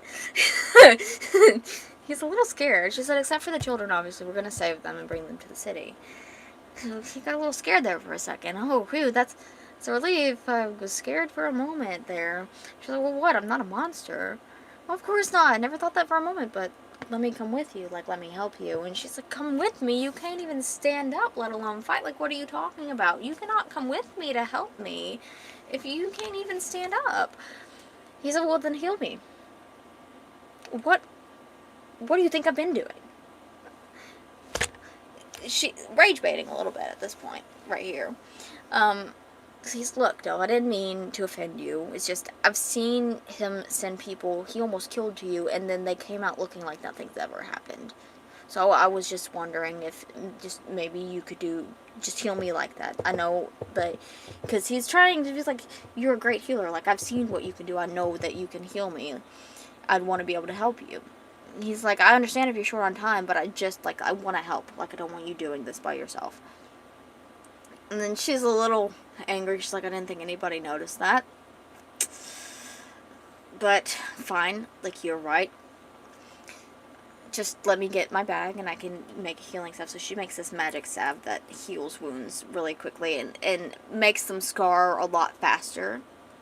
So it doesn't cure the scars, but it does heal really fast and stops bleeding and it stops infection and stuff. So really good healing salve that she uses herbs. Why does he want them all to end? Why does Borlak want to kill all the Dova, like all the elves? Or why does she want to kill all of them? She wants to kill all of them because they're wiping out entire races and robbing families, and she wants justice. That's why she wants to kill the bad guys. And so she's like, okay, so she puts a salve on him so that it would heal him properly. He's trying to flirt heavily with her because he don't know what to do. He's been wanting to talk to her for a long time. He really likes her. He's in love. He is like insanely... He's insanely in love with her, and she doesn't know, because they've known each other for like 7-8 years. They've known each other for a long time. They just weren't allowed to talk because of Brolak. He would not let them around each other at all, because Brolak knows more than I've released. He knows a lot, and there's a reason that he wouldn't let them talk to each other, which we will find out later on in the story. It's not been written yet, but we will find out, because fate cannot be stopped. Oh my god, what the fuck? I'm so sorry, that scared my cat just fucking... Ah! Goober!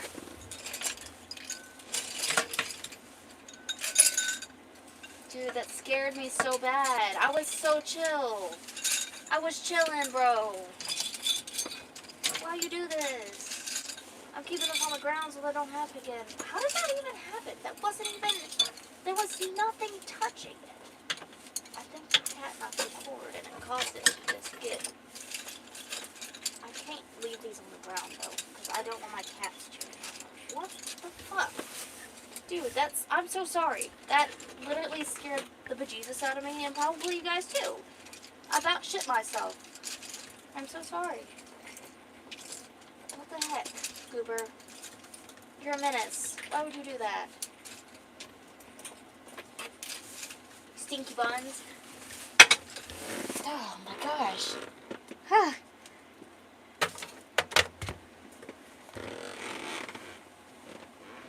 Crime you did in the last year? I haven't done any crime. Procrastination, is that a crime?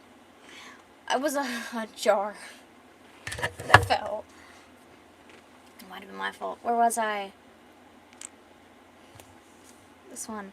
So he's trying to flirt with her. Wow, you have such gentle hands. And she's like, shut up. She says, tells her, shut up. What? I respectfully, if you want me to heal you, the less talking, the faster I can patch you up. So just stop talking. He's like, okay, my mistake, madam. Because he's flirtatious as fuck with her. He's a gentleman, but he's a flirt. He's a big flirt. I was just trying to make small talk, and she's like, okay, there. You should be alright to get up and move around now.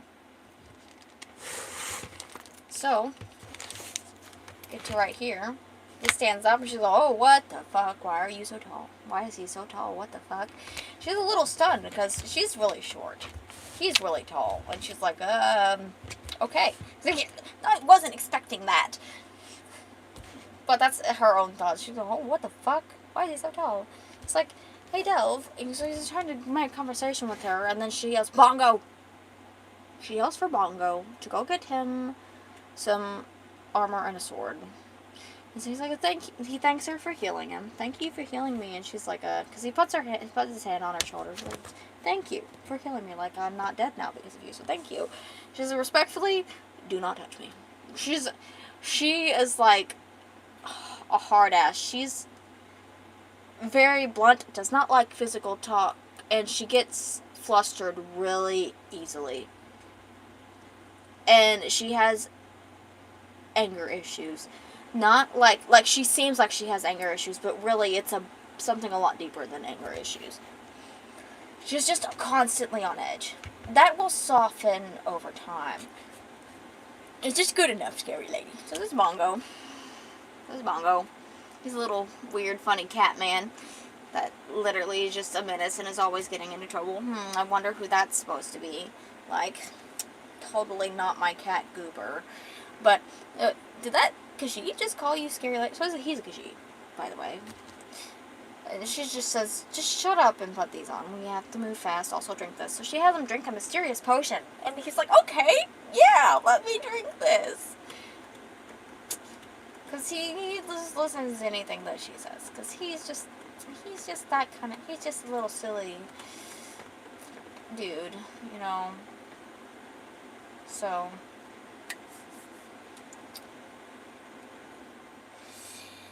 and so he's like, okay, as you say, scary lady. He's poking fun at her because, the Khajiit Bongo called her scary lady. So he's like, I'm gonna call her scary lady too. He drinks the potion. He's like, what exactly does this? And there's, poof, look at him. He looks like a porcupine. And he looks, and he goes, what did you do to me?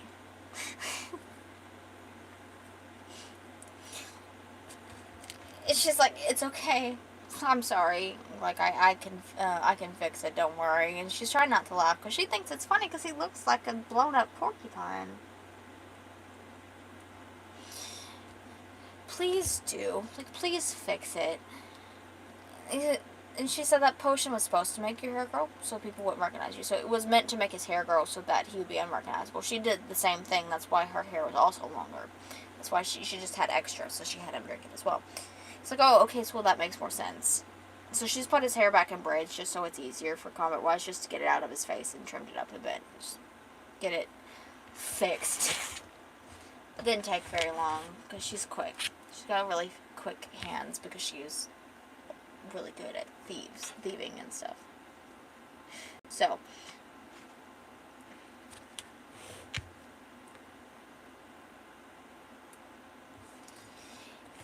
and so she's like, okay, we need to go now because the hitmen are waiting. And he's like, okay, well, just lead the way. I'll go wherever you need me to go, kind of thing. And so she says to Bongo to trigger the alarm. Like, well, they need to trigger the alarm first. And she says, well, okay, well, we need to set off the bomb planted on the main entrance. That should set off the alarm. Luther, you can go trigger them. Luther is just one of the guards that is there. So, she's asking Luther if he'd go and trigger the alarm. And so he's like, yes, ma'am, like, of course.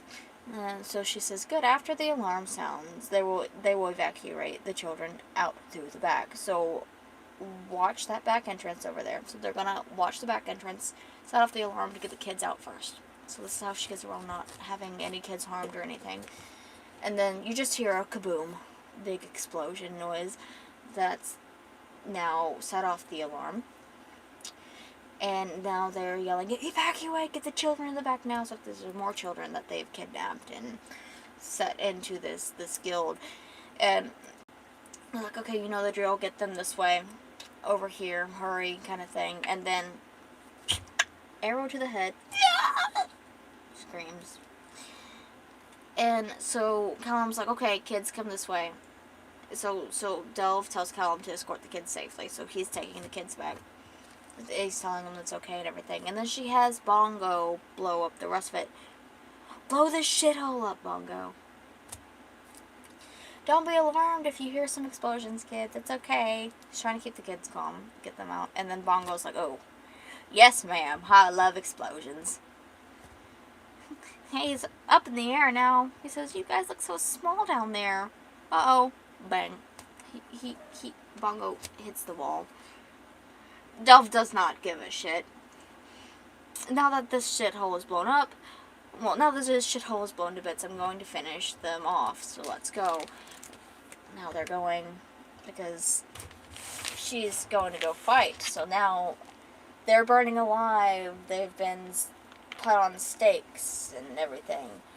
So meanwhile, Callum's like, okay, where's Delve? Because the guard comes to help him with the children. And he's like, okay, well, where's Delve at? And the guard's like, well, she said that she was going in to finish them off. And he's like, by herself? It's dangerous in there. And the guard was like, well, I believe she took a couple hitmen with her. She should be fine. Meanwhile, she's literally killing all of them. So she's slitting this guy's throat, She's getting them, she's, there's a lot of pent-up anger in this. And here comes Brolak, the man, the one and only evil, big, bad guy with toe fingers that we don't like. Did you think I would let some lowlife just come in here and kill all my good men? Because he talks like that, because he's an evil fucking bastard. And then she's enraged, and she's like, I'm going to kill you, pretty much. It's like, wait, you think I wouldn't recognize you? And then he starts laughing maniacally, because he's, I can't do an evil laugh. Insert evil laughter, I guess. And he's like, well, aren't you a pretty little thing? Because he's a fucking creep, too. Brolak's a creep. We don't like Brolak. What? Did you get dolled up just for me? And she's pissed now, because he has a habit of making sexual remarks and being controlling and being an asshole, and he's just a fucking, altogether, just a really bad person. We do not like Brolak. And she says, I'm going to make you regret everything that you've done to me. And she punches him in the face right here. And he says, you were going to regret that. And so he grabs her by the throat and tells her, you are nothing. You are nothing. You will always be nothing. Did you think? And then she interrupts him and she goes, no. No, get off me. She's like, oh, I didn't think that. This is about the time where she realized she did not think this through, because Brolak is a lot stronger than her. She can take people out swiftly because she's really good at sneaking and stuff, but he's really strong. In one-on-one combat, she is not going to be able to win this. So do you really think that you're special? Do you? Do you think that you would win just because you blew up all my guild, huh? I'm going to make sure. And then she interrupts him again, because she's sassy. You're wrong. And he tells her to shut up. Shut up. I'm going to make sure I kill you, just like I killed your parents. Just like I killed your sorry excuse for parents. Plot twist, he killed her parents. This is what he's been doing to a lot of children, and kidnapping them. And meanwhile, Callum is like, okay, she's been gone long enough, I'm going to go find her. He cannot stand the fact that she's not back yet, so he's just, on his own will, he's going to try and find her. And then the guard's like, but sir, and then he goes, no, I'm going, that's final. You're not going to convince me otherwise. He does not care what anybody says, he's not listening to the guard, he's going. And about 5 minutes later, Brolak still has her in a chokehold. She's still hanging on, alive somehow. And he goes, and just so you know, that little friend of yours that helped you escape, I made sure to kill that scaly bastard. So he's made sure to let her know that he killed her parents, he killed Callum, or so he thought he killed Callum. And then right as he says this, Callum comes in and says, what did you say about me? And he's like, what? This is not possible! This is not possible! And then, as this opportunity arises, when he looks over and distracted by Callum, she uses her tail, actually, and grabs a dagger and stabs him in the eye and says, you cunt. She calls him a cunt. Delete this dude. And she's coughing because she's literally in a chokehold for a while. She's covered in blood. It's not looking good for her. And Calm's like, oh my god, are you okay? He's screaming. He's so concerned because, he loves her. And so she gets up, and then Brolak's like, you're really gonna do it, huh? Kill me then. You'll be just like me. Kill me. You will be just like me. And he starts laughing, and so she just stomps on his head and crushes his head with her foot. And she goes, I'm nothing like you. So she did delete him. And then, as you remember prior, there was a bunch of explosions because they exploded a lot of the guild. It's no longer able to withstand up by itself, so they're starting to hear cracks and crumbling. And Callum's like, Del, we have to go, the cave's going to collapse, we have to go. And then she screams, ah! Fuck, really? Who the fuck parrots a bear trap in the middle of the floor? Because she steps on a bear trap. I wonder why a bear trap would be on the floor of all places. Maybe because it's a bear trap. And then he's like, okay, Dove, hold on, I'm coming. And then more cracking and crumbling. Shit. A boulder falls on her wing. And she's like, ah, my wing. Like, that's painful. She just got crushed by a boulder. And, you know, he just picks it up like it's nothing and just throws it. And he's like, hold on, I've got you. And he throws the boulder.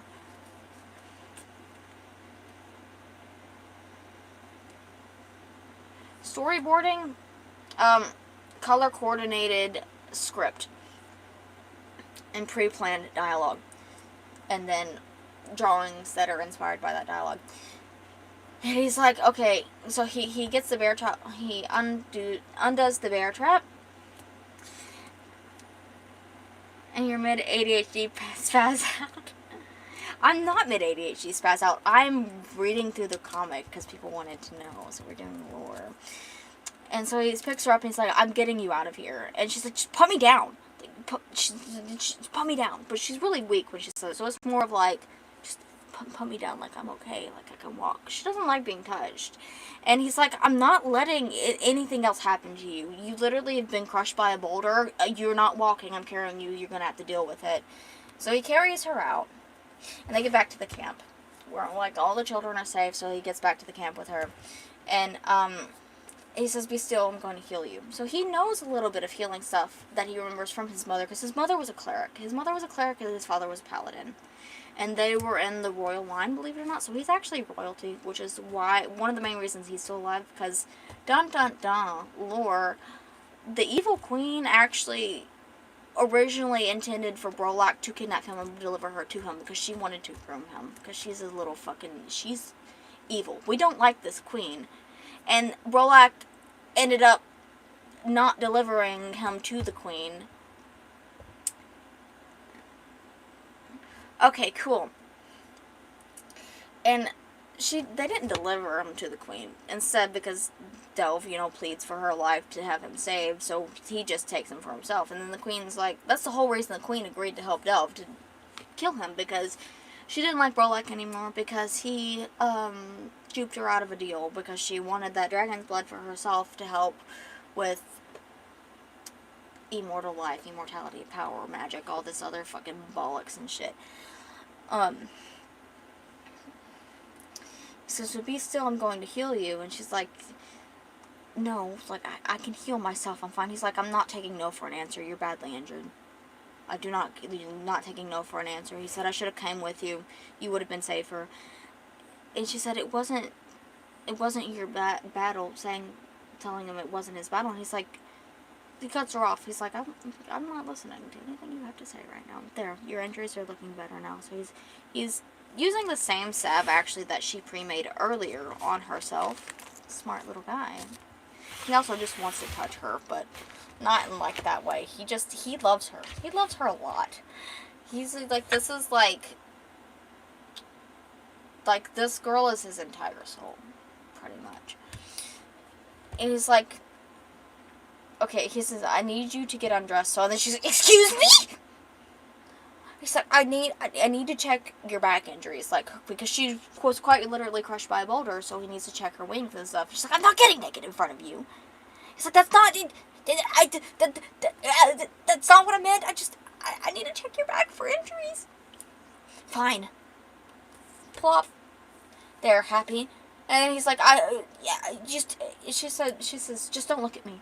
And he goes, you can turn around. You can turn around. I don't want to see you naked, pretty much. Like, you can turn around. I just want to help you. She says, this is humiliating. He says, Delve, what? I had no intention of looking at you. I wouldn't disrespect you like that. Like, he wanted to make sure. He's like, I'm not gonna disrespect you like that. I want you to know, like I didn't have any intentions of that. I wasn't trying to upset you or anything. She's like, why? He's like, what? Why what? And so she gets a little emotional. She is very emotionally dysregulated and does not have good regulation skills yet. Yes, this is Tommy Wommy making biscuits on my lap. And he's like, what's wrong? Nothing. You don't have to lie. It's okay. Ugh! She's aggravated. It's just, why do you keep being so nice to me?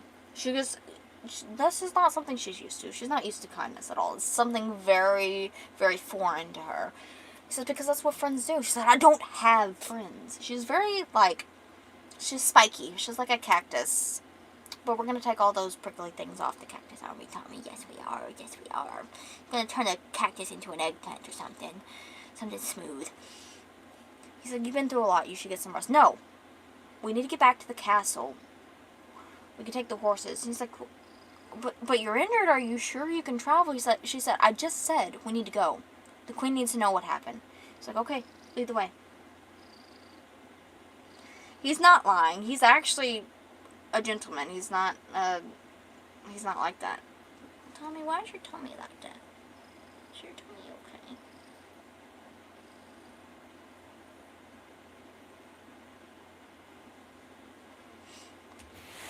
And then Bongo's back. I know he exploded, but he's alive again. Hi, scary lady, you need a ride. Bongo is just this little funny Khajiit dude that steals random wagons.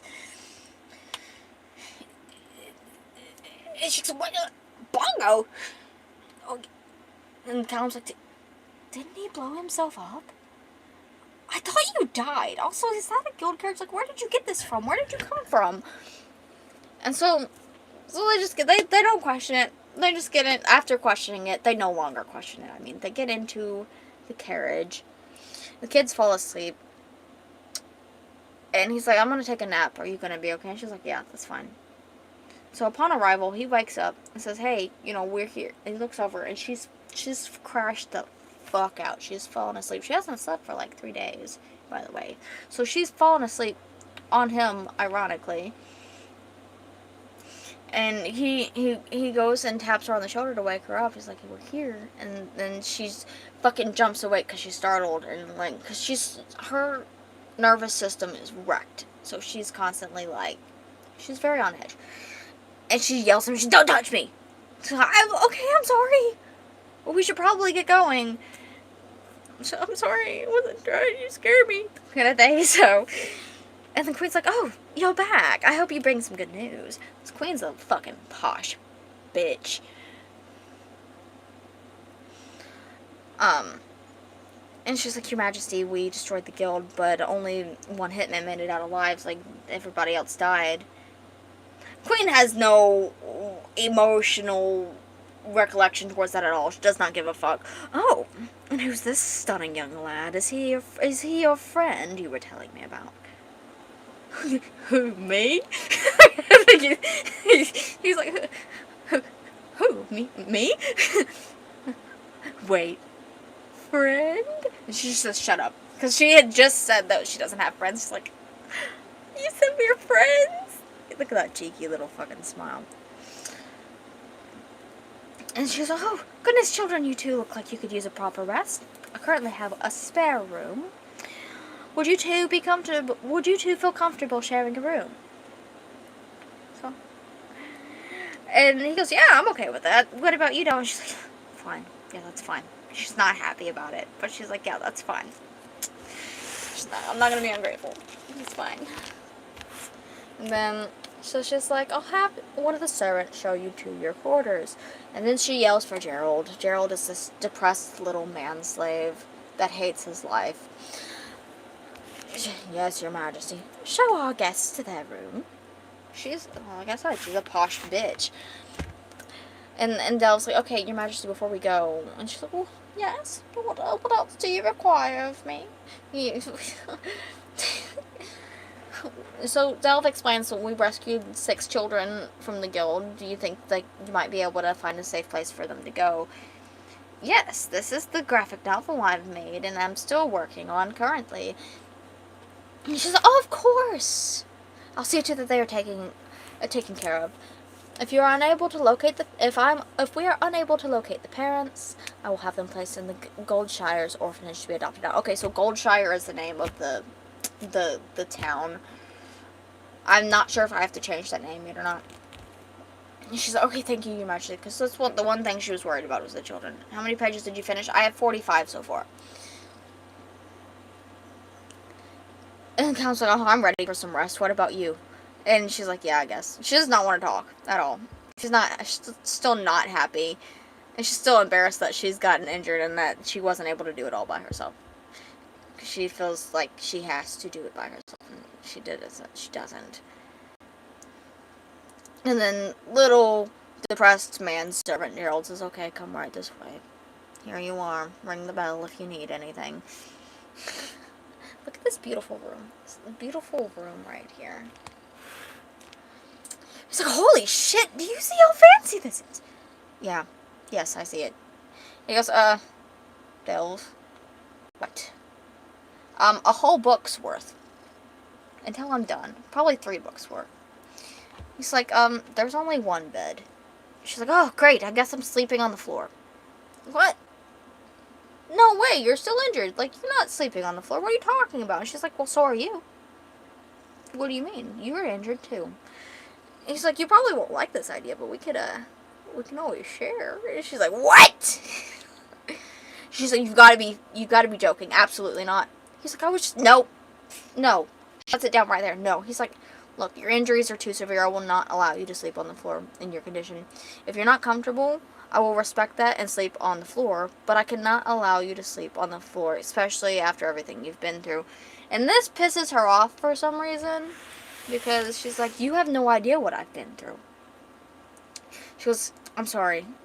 Like, because she realizes that she's being a dick, and that he did save her life, so she's like, look, I'm sorry. Like, you're right. We'll share the bed, I guess. And he's got a fucking smirk on his face. Wait, did the scary lady just apologize? I'm shocked. And she tells him to shut up. Shut up. And he's trying not to laugh at her because she's really tiny and she's not scary at all to him. And she says, if you ever tell anybody about this, I will deny it. Don't say a word to anybody. Now, if you'll excuse me, I need to get cleaned up. She's sassy. She's sassy. And she goes, how the hell do you use this thing? She cannot figure out how to turn the water on. He's like, here, let me show you. See, it's easy. Just let me know if you need anything else. And she's like, I could have figured it out. He's like, I'll just be over here. I will be right over here. So she tosses her garments on the ground. So she gets undressed. And now she's trying to get these bandages off of her wing as she can. And she's, Callum, how did you tie this? Ugh. And she's starting to get really aggravated. She's like, how am I supposed to get this off? Because she's like, it's behind her. She's got short arms. She's tiny. She's, ugh. He's like, are you okay over there? She's like, I'm fine. Leave me alone. About 5 minutes later, she's like, okay, I give up. And she's, Callum. Yeah? I need help. Don't worry, I'll be right there. I'll help you. What did you need help with? She said, my wing. I can't get the fucking wrapping off. Get it. He's like, okay, alright. Because he thinks it's funny. He may or may not have done that on purpose. Because he wants to help her. Here you go. Is there anything else I can help you with? She's like, actually, yeah, there is one thing. Can you move that mirror? I don't like looking at myself. She wants the mirror turned around. She doesn't want to have to look at herself in the mirror. He's like, there, I've moved the mirror in front of the curtain. Be careful when you get out, alright? So it's like right in front of the curtain as they get out. She says, thank you, thanks. She's not rude. She's not gonna be rude. And then he goes, also, when you said you don't like looking at yourself, and then her little thought bubble in her head, she's like, what is he going about now? What is he going on about now? He's like, not being weird or anything, but like, you're not exactly ugly, so he's like, he thought that maybe she thought she was ugly, and he's like, you're not ugly. She's like, if you say so, but, and then in her head, she's like, not exactly ugly, how am I supposed to take that? Like, what are you talking about, dude? She's like, it's more personal than that. And he asks her, do you, like, maybe want to talk about it? And she said, no, I'm not telling you, because then you wouldn't want to look at me either. Page 14 has great detail. Thank you. And so after she says, I'm not telling you because then you wouldn't want to look at me either, under his breath, he goes, nothing could ever make me not want to look at you. She's like, what? What? Huh? Oh, I said I'll be back. I'm gonna go grab some food and drinks, huh? Shit. That's how he is. He's like, oh, shit, she might have heard me. He's like, do you want anything? She's like, actually, yes, bring me anything. I'm starving. He said, alright, I'll be back. She said, I guess I should get out now, because she's been soaking for a while. Awesome, that's awesome, gamers. This is a graphic novel. What did he say? Wait, what did he say under his breath? He said, nothing could ever make me not want to look at you. And he's, what? I said, I'm gonna go grab some food. That's what I said. So, he's slick. He's a little flirt. He said I should probably check my injuries as well while he's gone. And so she's looking in the mirror. As you can see, like, she's all bruised and banged up. And if you see right here in the center of her chest, it's actually a branding that Brolak put on her when she was 13. And she says, I look horrible. And then she mumbles under her breath, I hate you. Specifically talking about Brolak. She's not talking about herself. She's like, I hate you. Like, she hates, like, this girl has been through a lot. And so, 5 minutes later, Callum comes back. She's like, hey, I got you. And then she has a dagger in her hand, and she drops it. Because she's like, I can't. She was going to kill herself. She was going to off herself. And she ended up not being able to, because she was, like, so all the stuff that happened, that's what, she's like, okay, maybe that's what I should do. But he walks in at the right time. She's like, I can't. He's like, hey, are you okay? She's like, yeah, I'm fine. And he's like, you just seem upset. Also, like, why is there a dagger on the ground? Like, what's up? And she's like, I don't really want to talk about it, okay? Let's just eat. Blows it off. Does not want to talk about it. She does not like talking about anything. And he said, Del, you know, if you need somebody to talk to, you can talk to me. She's like, just drop it, okay? I'm fine. Like, stop. I'm not talking to you. Okay, if you don't want to talk, I will respect that and I won't pry. He's very respectful. He's such a respectful gentleman. And so she's eating. And she's like, oh, it feels so good to actually eat something. And roasted pheasant, ooh, my favorite. And so she keeps eating. Because roasted pheasant is her favorite food. He's like, I know. That's why I grabbed it. And then he laughs a little bit.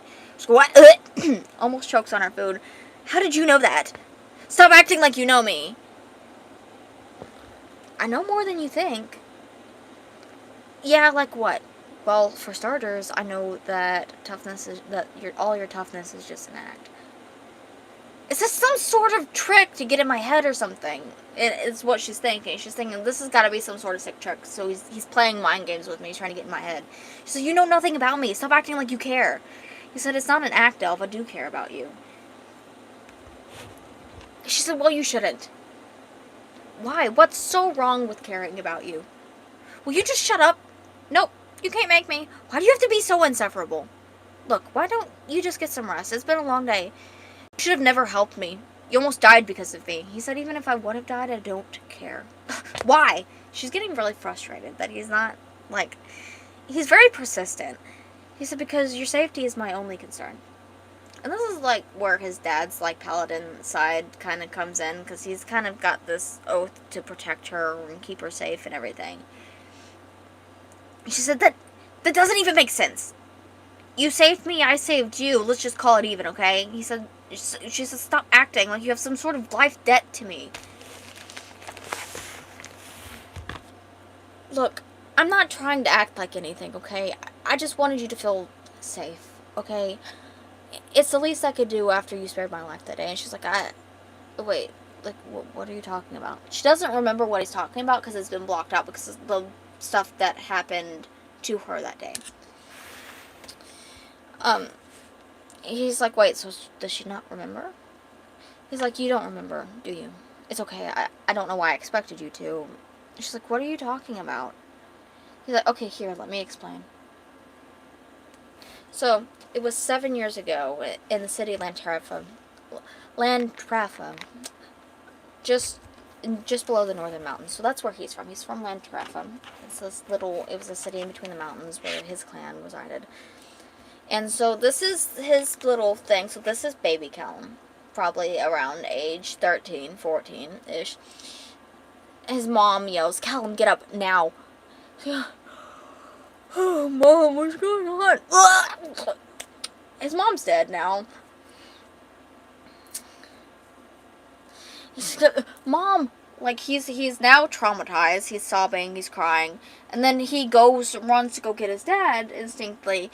Father, come quick, moms. And then his dad says, Callum, get out, run. And then his dad is just, is that your full-time job? No. I have an actual job outside of this. This is my second job. His dad just gets a whole, like, long sword through the chest. His dad's gasping for air and gurgling. And he says, I woke up to my mom yelling and the smell of smoke. And within seconds, she was gone. I ran outside to try and find my father, but it was too late. That's when he grabbed me. Then Brolak grabs him. And he's like, let me go. And then Brolak's like, Delve. I don't know how to do Brolak's voice. He's kind of like this evil... He's an orc. I don't really know how to do an orc voice. Delve, get over here and kill this scaly bastard. He wants... Look at his fucking toe fingers. We do not like Brolak. He's an evil butt face.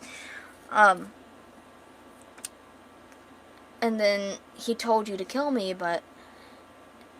And then Delve's like, but... And then he's like, shut up.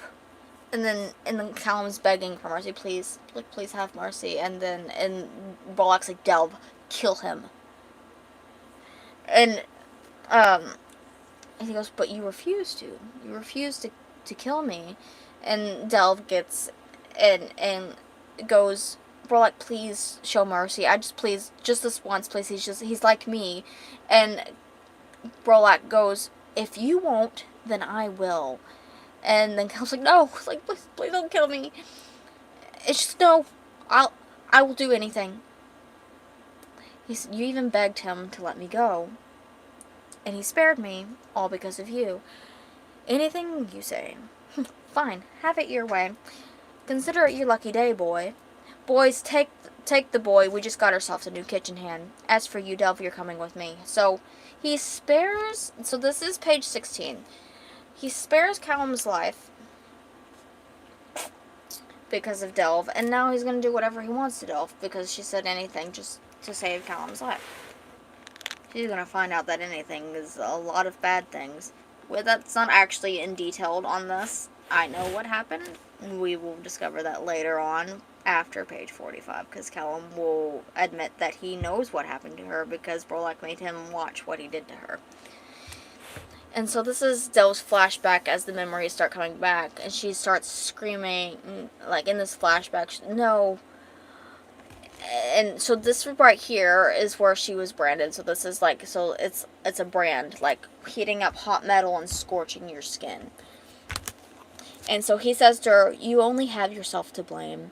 This is what you get for saving a bastard. You belong to me now. So now she is considered his property. Not all the all the squares are not flashbacks. This is backstory. That's why there's little like narration for certain parts for what it is. It is showing. If it says flashback, it will say flashback at the little top of the panel. And so she's kind of zoned out. And so all she hears is her name being mumbled. He's like, Delve, hey, Delve, are you okay? And she's like, no, I'm fine. I remember now. I'm sorry. So she apologizes because she remembers now. She's like, oh, like this is a lot deeper. Like I remember now. Like I shouldn't be so mean to you because we really kind of only have each other now. He's like, please don't cry. I just needed you to know that I'm grateful for what you did for me that day. And that I'm here for you now, too. He said, I know he did something to you that day. And if she said no. Because he touches her shoulder again. And he's like, oh, like, I'm sorry. I forgot. I didn't mean to. Because he forgets that she doesn't like physical contact. Because he's a very, like, touchy person. He's very sweet. And she goes, no, you're okay. I wasn't trying to be mean. It's just, I just can't talk about it, okay? I know you're trying to help, but please just stop asking. She refuses to talk about it. She can't talk about it because it's too much. It's too overwhelming for her to even think about. And so, when we get to this page after this, which is the page that we're on, after page 18 is all stuff that needs to be reworked, so it's not the final draft once we get past this point. Just warning you guys. He's like, I'm sorry, okay? You don't have to talk about it. And she's like, it's okay. Wait, what? And she's sniffling, and he looks a little confused, and she goes, is that a tart? Huh? Ah, there's a tart. If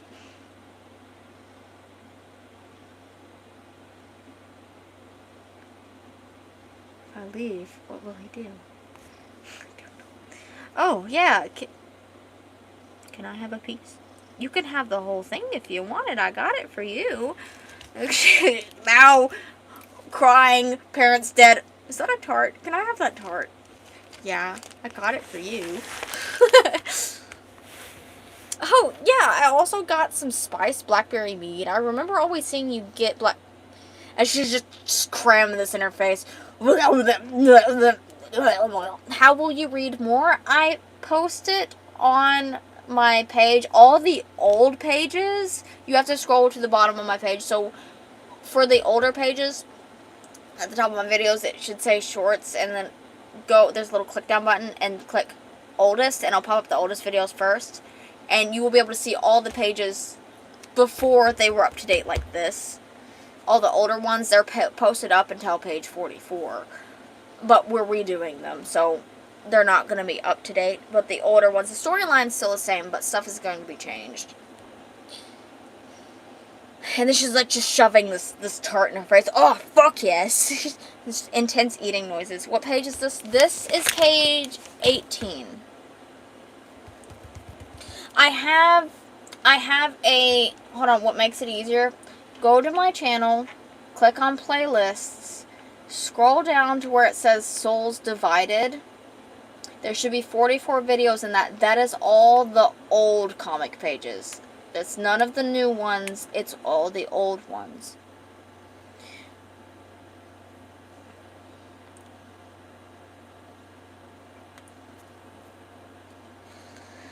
And he's trying not to laugh. He's just, what?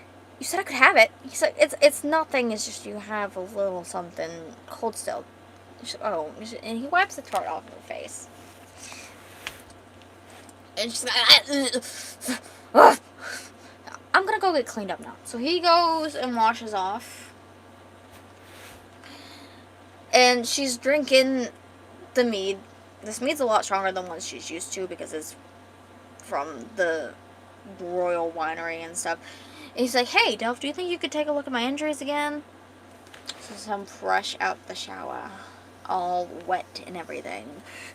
And he's like, yeah, I'll be in there in just a sec. And she's just completely stunned because he's shirtless. And so she goes to walk and she trips and falls onto him, which is where we're at right now.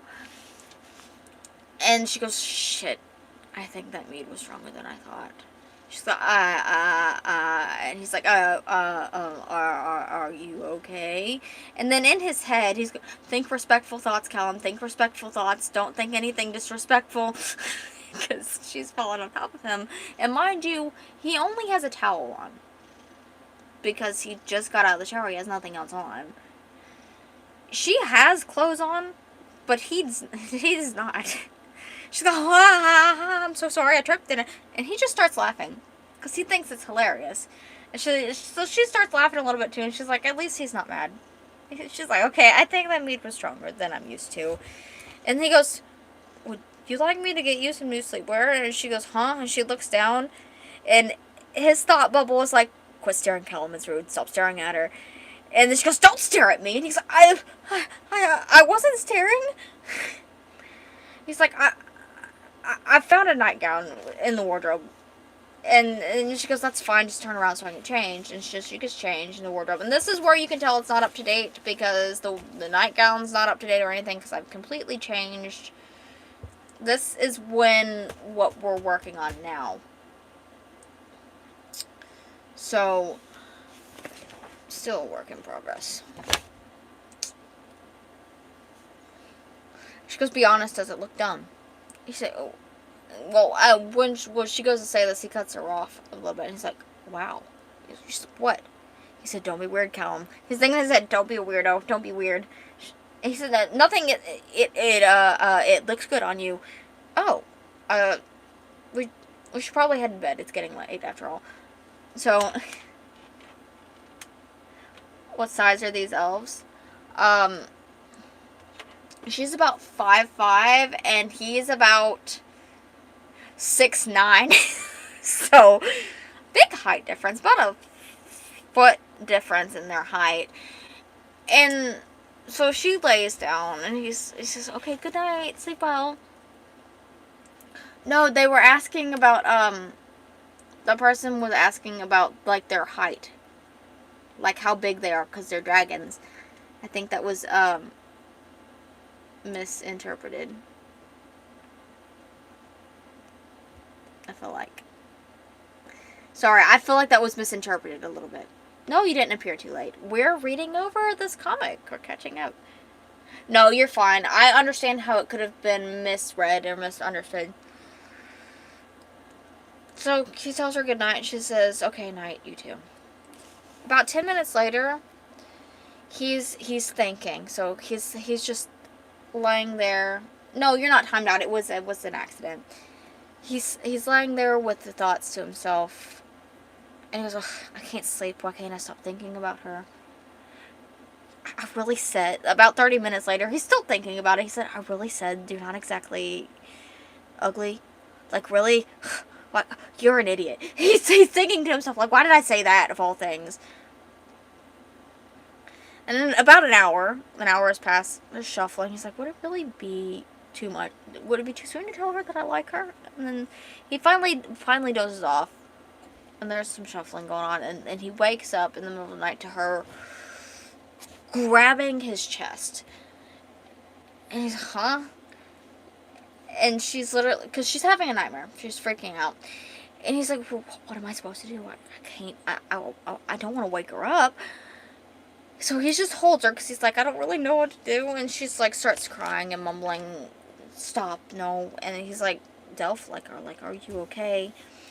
And so she's having a flashback in this dream because being reminded of that is bringing back a lot of memories of what's happened. And she's crying, saying, no, stop, pleading for, like, whatever this is to quit. And it's going into where you can see little glimpses of her arm, her hand chained up, Brolak branding her, saying, this is what you get. And she's asking him to stop, and he says, you belong to me now. And so this is in her dream, by the way. And then she's still crying, saying, please stop, I'm sorry. And Callum's trying to wake her up during this. And it's still going on, and he's like, okay. He's starting to get a little concerned, and he tries to wake her up, and he's like, it's okay. Like, you're okay, it's a dream. And then, so, even more into it, you can kind of see right here, where she's getting, like, tortured and branded and stuff, and this is what you get for helping someone who will never give a shit about you. And then she's asking Brolak to stop, but Brolak doesn't stop, because he's evil. So, her nightmare continues when in her dreams, and Brolak says, I'm going to make you pay. And then she asks him to please stop. And then in the faint distance, you can hear mumbling, what the color is their skin? This is what they look like. This is their skin tone. This is the entire party. This is Callum. This is Delph. This is what they look like. That's them. For those wondering. Okay. And so he's trying to wake her up. She's not getting up. And so this is where we get to the next page here. And he's just like, okay, Delph, you're starting to scare me. And so she faintly hears his voice mumbling, saying her name, and it makes her realize that it's a dream. Like, she starts to wake up a little bit, and she wakes up, she's like, Callum? Like, and he's like, it's okay. It's okay. Like, he can't hurt you anymore. He's not here. It's just a dream. And then, so she just says his name, and she just cries. She just can't stop crying, because obviously, it's obvious as to why she's crying. And so he's comforting her, reassuring her, and she's crying. She's like, he like, trying to explain the dream that she just had. And she's like, it's okay. He can't hurt you anymore. Tell me what happened. And, she said, I'll show you. Because she's like, okay, maybe I shouldn't keep it a secret. I'll show you. And then he's like, what do you mean? And she gets up, and he's like, well, where are you going? she said earlier when I said I don't like looking at myself, and then she drops her nightgown off. She takes her nightgown off because because what it is, she's going to show him like what it is so that he understands. And she's like, okay, because her aspect is, well, he's already bandaged me up and everything, so and he's like, no, like, look, what are you doing? And she turns around, and she's like, I'm going to show you why. So she's showing him all of her scars and what he did to her. Yes, comic book. She says, this is what he did to me that day. And he's like, so he sits up, and he holds her hand. And so she explains that he marked her as his property, and that day that she saved him. And then she's still convinced in her head that he owns her, but he's not there to hurt her anymore. And she said, he told me this is what I get for helping some bastard who will, and then this is when he grabs her hand. And she said, this is what he told me happens for giving a shit about somebody who's never gonna give a shit about me, pretty much.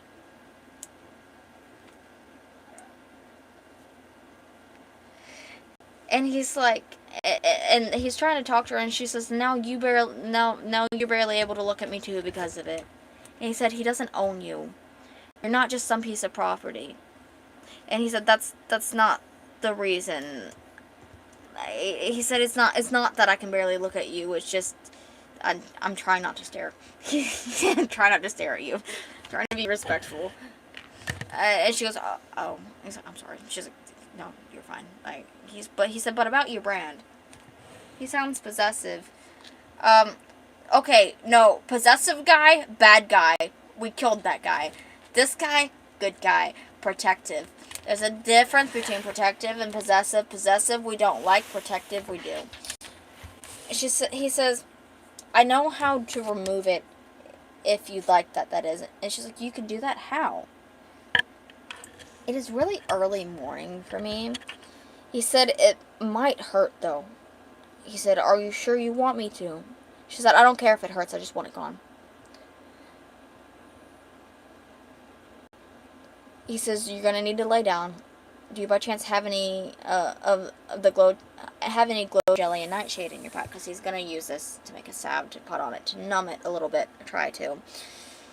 He's like, I really, in his head, he's like, I really don't want this to hurt her. Like, I wonder if she has anything that, like, might help with it. And that's when he came up with the idea of, oh, hey, do you have these alchemical ingredients? I might be able to make it to where it's less painful. She's like, I think so. Why? He said, because I don't want this to hurt you. And she's like, no, you don't have to. It's okay. Like, I can handle the pain. Like, you don't have to be nice. You can just fucking rip it off, pretty much. And he's like, no, I'm not hurting you. I'm not gonna hurt you. This, by the way, these pages I'm reading now are not up to date. This is old art from 2 years ago. This was all from, like, about 2 years ago. It still needs to be updated. But this is been posted already, so it's okay to be read through. He said, can I touch you, or do you want to put it on yourself? Like, do you want to put the jelly, the salve on yourself, or do you want me to put it on for you? She said, no, it's fine. You can. And so he goes, and this is where I need to redo a couple things, because the positioning and stuff, it looks not like how I'm wanting it to look. No. She's actually laying on the bed, and he's about to remove the scar. And he says, here, this should numb any pain that you might feel. Hold still. And in his head, he's like, how could somebody do this to her? Like, he's thinking, how could somebody do this? And, in her head, she's thinking, why do I not feel scared? Like, I shouldn't be feeling like this. She feels guilty for not being scared. This is the first time she's not been scared, so this is really difficult for her. And as you can see, it's got POB on it, which means property of Burlock. That was like a little, that was his branding. And he's taking a dagger. He says, and he tells her, hold still.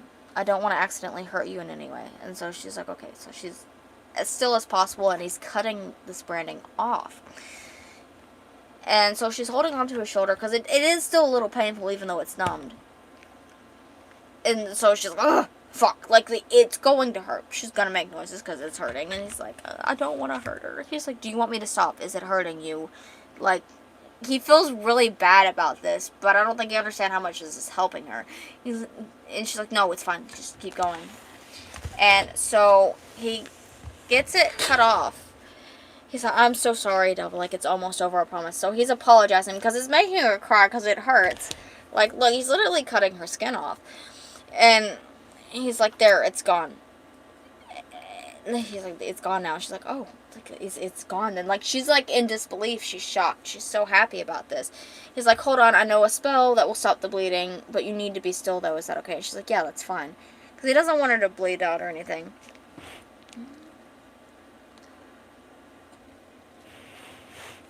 And so he explains here, like, I don't think I've used this spell in a while. My mother, she was a cleric. She taught me a couple variants of healing spells. This one should work. He's trying to remember because he hasn't used his spells in a while because he hasn't needed to. And now she's starting to get a little bit of feelings from him just being nice to her. And so in her head, she's like, his voice is so... And she's like, nope, no, shut up. You're still drunk. She is still a little drunk, by the way. That's why she dropped her clothes. She's like, this is what happened. And so he's casting the spell on her, so, like, you can see all the magic going around it to heal up the little area that he's cut off. He's like, here, it should be gone now. And mind you, she's still intoxicated because that mead was... It was very strong, and she drank the whole bottle. So that's probably... She's a bit more open when she's drunk, so that's why she's not being a moody ass right now. That eventually does go away, because that is, like, a whole, like, face that she puts on to seem, like, scary, because she wants to be scary, but she's not scary. And so she sits up, and she's like, oh, it's actually gone? She's like, I never thought that, like, it would be gone. Like, she's really emotional about this. Like, she's really happy that he's gotten it off because she thought that she was stuck as a piece of property forever. And now she feels a big sense of relief. And so he goes to ask her if she's okay. And she actually hugs him, which is really, like, out of her comfort zone. And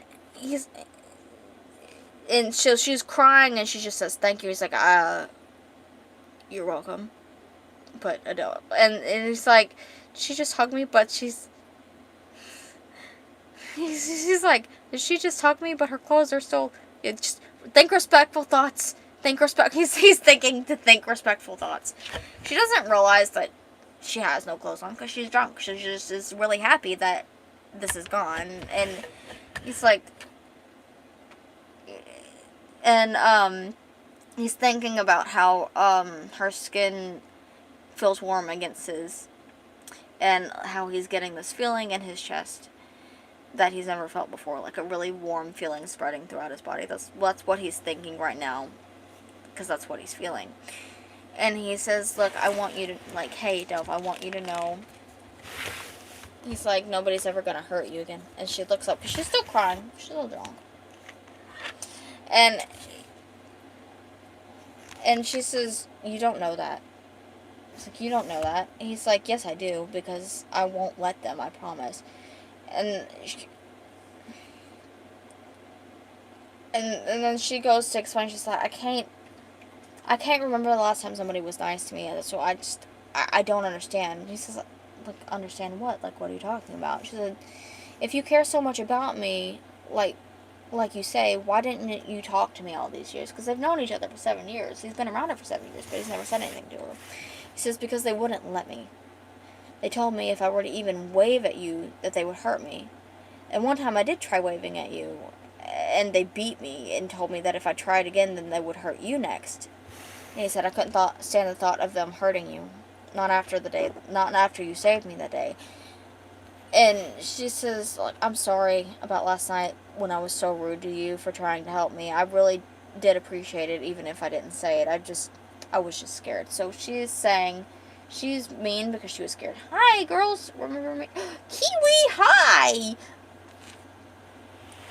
And he says, it's okay. You don't have to apologize. You didn't do anything wrong. I promise. Because she's like, well, are you sure? And he's like, yes, I promise. Like, you're fine. Like, I'm not going to be mad at you. Because he understood why she was doing it in the first place. He says, but, Delph, and she's like, what's wrong? Like, now she's really confused, so she thinks that she's done something wrong and that she's in trouble, and he's like, no, nothing's wrong, you might want to put your clothes back on. She's like, oh, fuck, I'm so sorry, I think I'm just feeling the need, so I'm so sorry. And she's super embarrassed because she forgot that she just doesn't have any clothes on still, and she's like, oh my god, I'm so sorry. And she's like, oh fuck, I fucking hugged him like this too, what the fuck? And he's like, no, you're okay here. He's like, it's fine, you're fine. And now she's thinking that down here, you can see her, she's in a little ball, and she's like, that was so embarrassing. I shouldn't have hugged him. I hope he doesn't think I'm weird. She's embarrassed. And he's like, oh, Dylan, I forgot to tell you, I have something for you. Well, I've had it for a while, actually. I hope you don't think I'm weird. He actually saved something for her. He says, but I remember seeing Brolak take this from you. Said something about you were too old for things like this, and he threw it out, so I grabbed it and kept it, hoping I could give it back to you one day. You seemed really upset, so I figured it was important to you. So he actually kept this little stuffed dragon of yours. You can see it's really old, it's missing its little button eyes hanging out. She's like, what? How did I don't even know what to say. You don't have to say anything. You do not have to say anything. Delph, are you okay? He's like, are you okay? Like, cause she's starting to get really emotional at this. And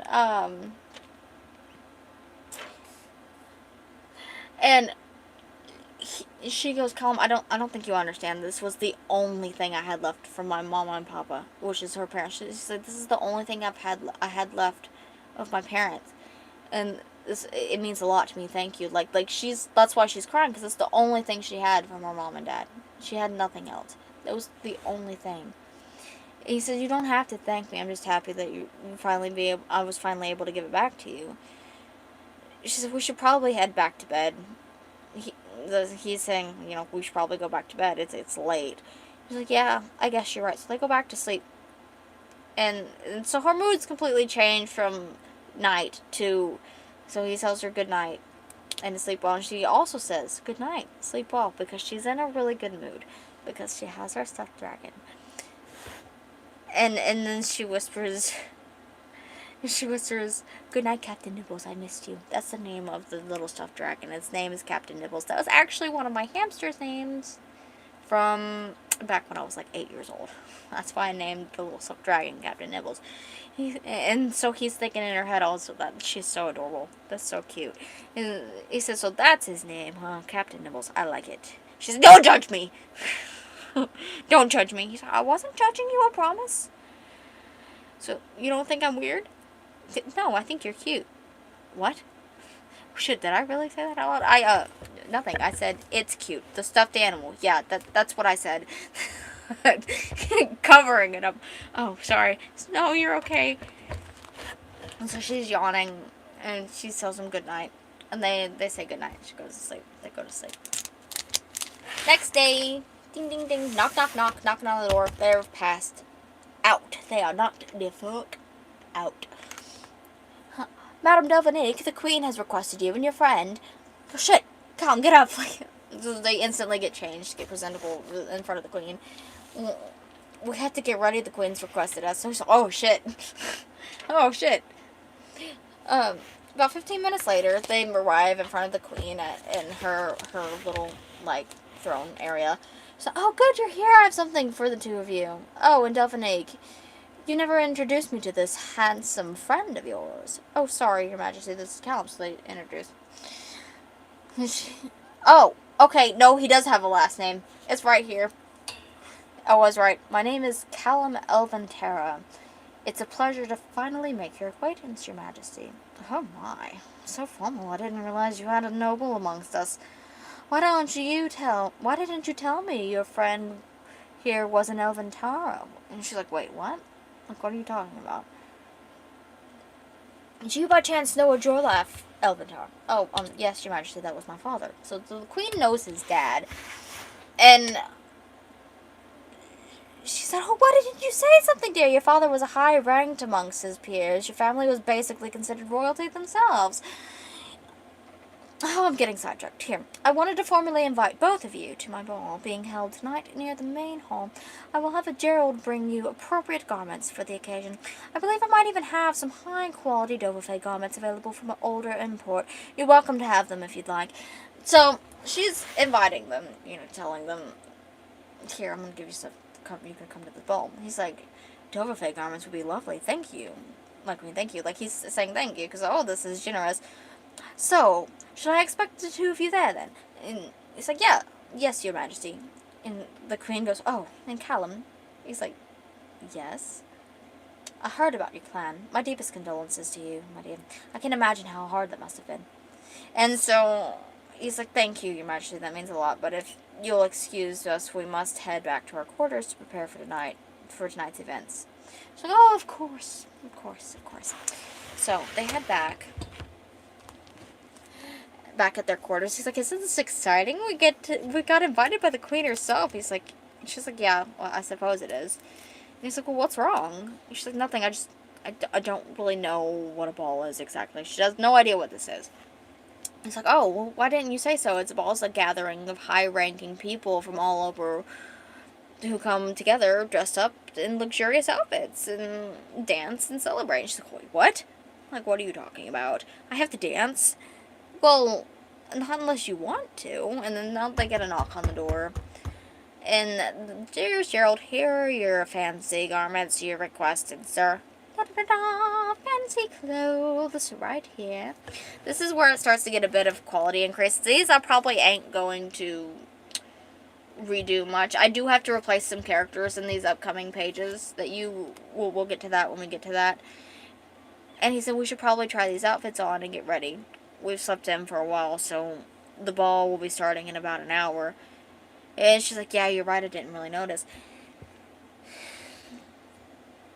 He said, if you want to change behind the curtain over there, I'll change over here so we can change in separate areas. It's alright. And she says, I feel like I look stupid. He's like, oh, come on, I'm sure it's not that bad. So this is her outfit. And he's like, oh, whoa. And she's also, they're both stunned just from, what is the setting? Nighttime in the castle ballroom scene. This was a really, really loved scene by a lot of people when I first released this. No.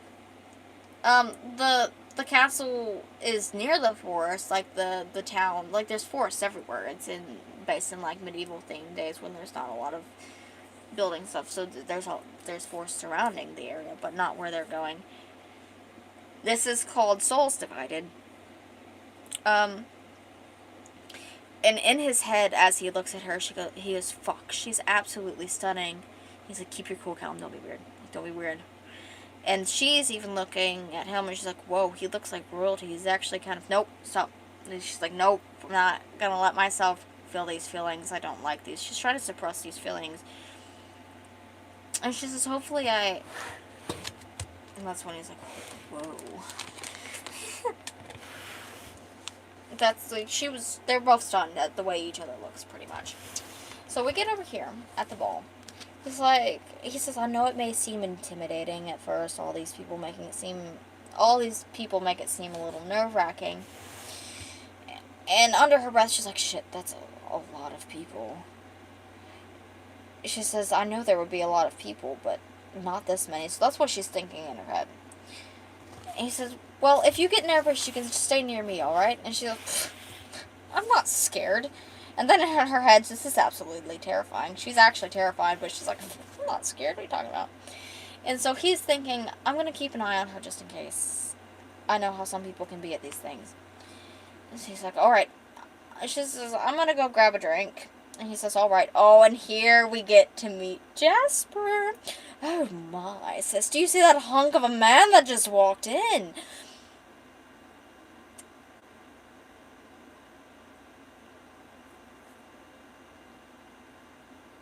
Jasper is a gay bard, by the way. And then Celestia's, oh, indeed I did, but never mind him. Did you see that lady with the scales shining like glistening amethyst? So she's Scottish, and he's really, like, posh. She is a darling thing, isn't she? But I call dibs on the big one. Ugh.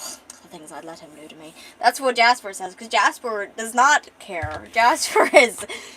And she's like, oof, agreed. So she's also looking, like they're looking like, oh, you see these people. He's like, let's go introduce ourselves then. Agreed. So they're gonna go introduce themselves. And so Jasper goes, hello, I don't believe we've met. I'm Jasper. Nice to meet you, Jasper. My name's Callum. I just thought I'd come over and ask if you're here with anyone. Yes, actually. And he's like, wait, what did he just say? Oh, what a shame. You have such a lovely face. Jasper is a flirtatious twink. I will tell you that much. And then Celestia comes over. Hello, I'm Celestia. I thought I'd introduce myself. My name's Delph. So Delph's really short. She's like, name's Delph. And then Celestia goes, would you care to dance? Delph says, no. Oh, you're feisty. I love it. And she just says, go away. She does not want to talk to her at all. Let me get over to this section. That hunk over there is named Callum. Ugh, his voice was so gentle. Jasper has a big old crush on Callum. And so Celestia's like, that majestic lady over there goes by Delph. And she was feisty? And so we're just gonna, this character's not in here. This is, old, from old streams. This was an Easter egg that is no longer a thing that needs to be taken out. And so they're going to see what the others are up to, and this is literally just Strawberry making growling noises to another person that's no longer in streams and stuff that we don't talk to anymore. That's the character we have to replace. And so evil Donald Trump looking elf dude comes over. Hey, Tuts, let's dance. No, ew. Who is this guy? Like, she's singing, get away from me. And he said, I wasn't asking. This guy is really, this is how a lot of these dudes are that know the queen. They're not nice people.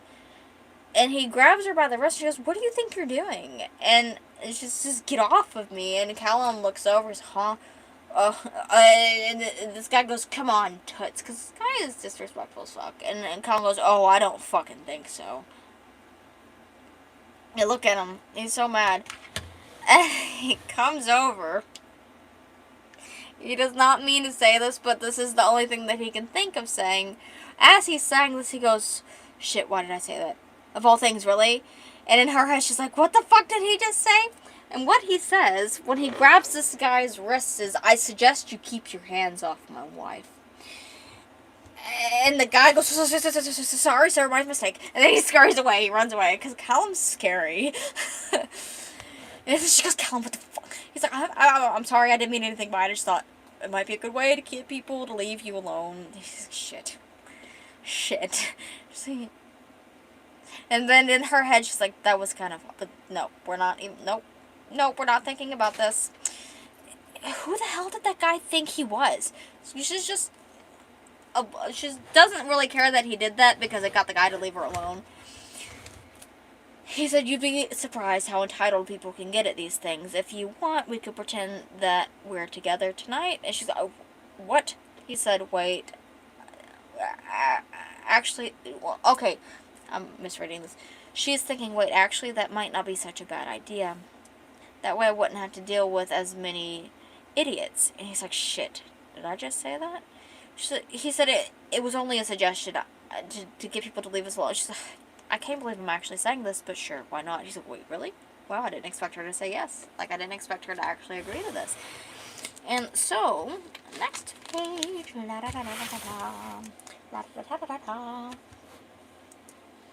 They get over, the queen comes over. He's thinking, I really hope Del doesn't get mad about this. And Del is also thinking, as this queen is talking, that something's off about her. Like, she can just get a read that something's not right about this lady. She's like, so glad to see you two could make it. Callum, would you care to dance? And Callum goes, I'm sorry to disappoint your majesty, but I have already promised this dance to my lovely wife. Because they're pretending to be together for the ball. And he said, oh, my mistake then. I didn't realize you two were an item.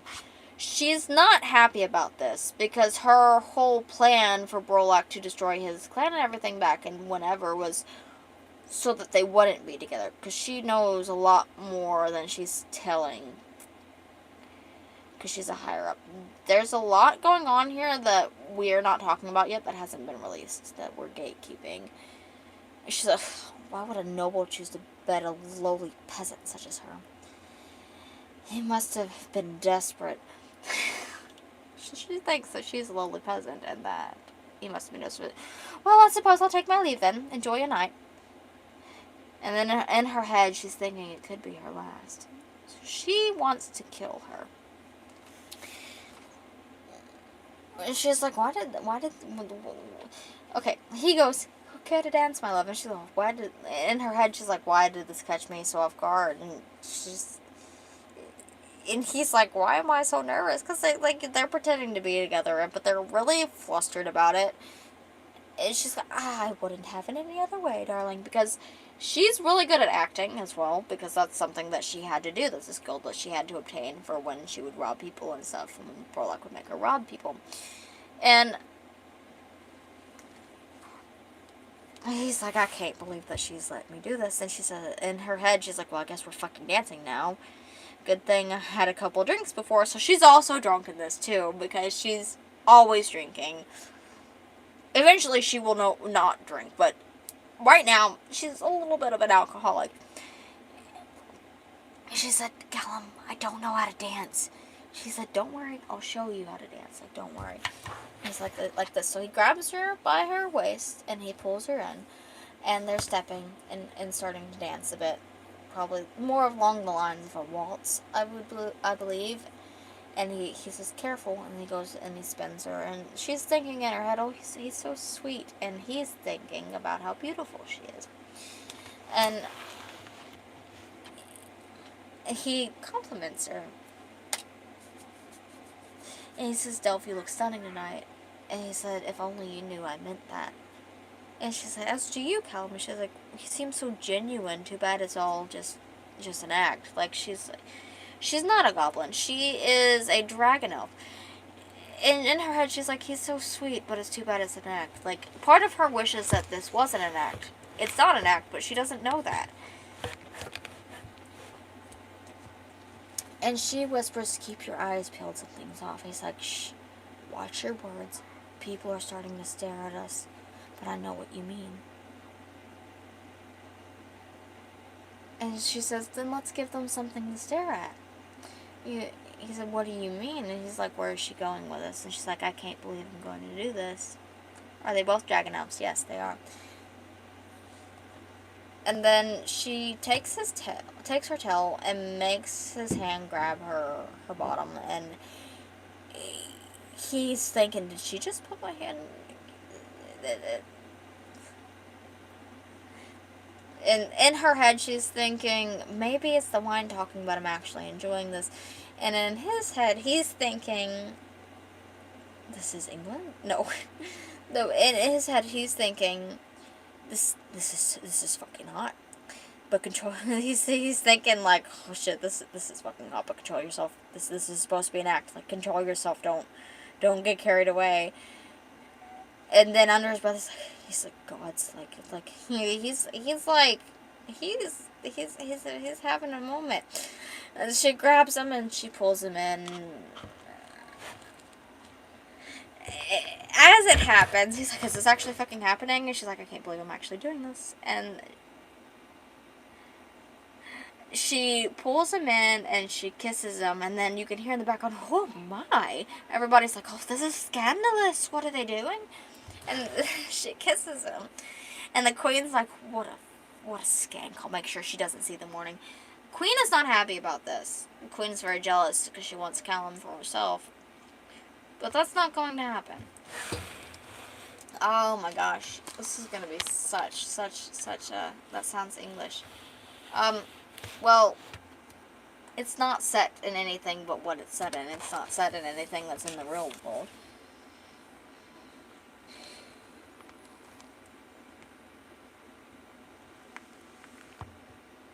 And she goes, did you enjoy that as much as I did? And she's giggling. She's like, she enjoyed it too. He's like, wait, she's drunk? How? he whispers like, Delve, are you drunk? The Scottish character? That's Celestia, the Scottish character, the dear lady. She goes, maybe. He's like, what, how? There's only wine here. How did you get drunk? And she's like, I stopped counting at 25. And he's like, 25? He said, I should probably take her back. He said, we should head back then. And she's like, oh, come on, just one more dance. And he's like, she's going to kill me for this. He's like, I'm sorry, but we should go. She's like, but darling. He's like, I didn't want to have to do this. And then he picks her up. And she's, put me down. He said, nope, you're drunk. We're going. And then Jasper and Celestia was like, whew, guess he was serious when he said he was here with somebody. Well, we know where this is going. She said, Celestia goes, well, we know what they're going to do. And then, so, we're not looking at this page. This page is obsolete right now. Queen says, Biero, come here a moment. This character was actually made by a fan. I don't remember who it was. It was from the old Discord server. Yes, Your Majesty. This guy's fucking nuts. So I need you to follow that lovely couple who just left and make sure the lady doesn't see the mourning. Yes, Your Majesty. He's gonna kill her. She's like, okay, you can put me down now. She said, you can put me down now, you hunk. And he's like, nope, not now. We get back to our quarters. He's like, hunk. This is like, he's embarrassed from her. And she's like, oh, what do you plan to do to me? Because she's drunk. And he's like, what you can stop pretending now. We're not at the ball anymore. She's like, fine. Like, what did you just ask me? He's embarrassed now. She's like, and he says, I'm going to go change. Let me know if you need any help. And under her breath, she goes, I wouldn't mind having you undress me. And he's like, what? She's like, nothing. And he's like, wait, what did she say? And not 10 minutes later, she's still drunk and she's laughing. And he's like, what's so funny? And he's like, wait, is that my tunic? It's so big on her. She stole his shirt. So he just doesn't have any. He has pants, but she stole his shirt. And she's still drunk. She's like, I didn't think you would be that good at dancing. He's like, well, what do you mean? She's nothing, just thinking about the ball. And he's like, why is she looking at me like that? He's a little, how'd she steal a shirt? Because it was on the ground when they were changing before into the clothes. And when he went to... Goober, what are you doing? Goober, get down! Oh my god, my cat's climbing my door. It was just laying there on the bed and she mistaked it for her own, but it's not hers. He's like, oh, what, really? What were you thinking about the ball? And,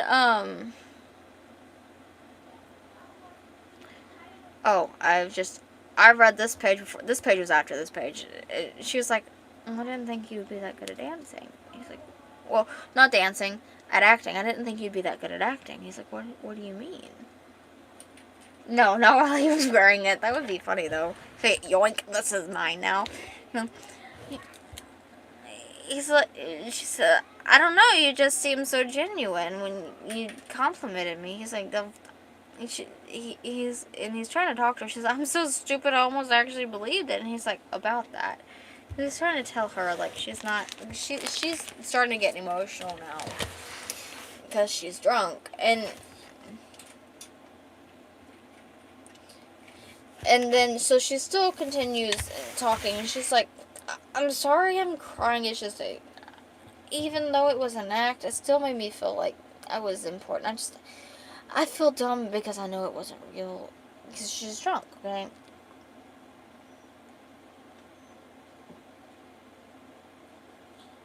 No, I'm not doing that, because this, like I've said, all the highlighted pages are the ones that have been redone. These ones are still a work in progress. Um, I'm going to do this all myself.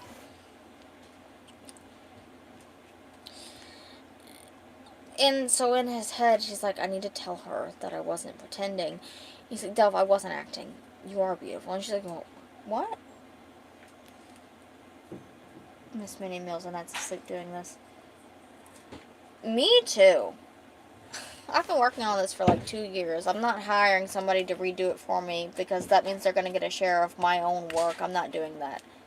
This is going to be all done by hand. This is the first draft. It is going to be redone multiple times, probably. Eventually it will be in color. And then he looks at her, he's like, look, Delph, there's something I've been meaning to tell you. And she's like, well, what's wrong? He's like, nothing's wrong. It's just I like you, and I've liked you for a long time, actually. You're really important to me. I'm sorry I didn't tell you sooner. And he's like, well, here goes nothing. Might as well tell her now. And she's like, I don't know if it's because I'm drunk, but I really want to kiss him again. And she really wants to, she really wants to kiss him again. And so she grabs him by the neck and pulls him down. And he's like, well, what are you doing? And she just says, kiss me. And he's like, well, okay. And then they start kissing. She's grabbing on him. This is like, she grabs his arm and stuff and pulls him down on her. And he's thinking, I need to control myself. She's drunk. This is wrong. No matter how bad I want to do this, I can't let myself do this because she's drunk. He's not going to take advantage of her because she's drunk and her emotional state because of everything she's been through. Dragon Nose kissing wasn't on my list of things to see today. Well, now you've seen it. And she's giggling and she goes, why are you keeping a dagger in your pants? It keeps poking me. He's like, what? What? Okay, he's like, okay, nope, we're done here. And he goes, dagger, I don't have a... And he's like, dagger in my pants? What are you... He's like, oh, is she talking about my... He didn't take advantage of her, though. Because if you've noticed, she's kind of... Her tail is kind of keeping him down on her. He did not take advantage of her in this. She's literally like locking him on her, and he's like, okay, no. Like, he's also had alcoholic beverages, mind you. He's a little tipsy, but he's not drunk enough to, like, they're both intoxicated. I don't know if I clarified that. He's just handles alcohol a lot better than her.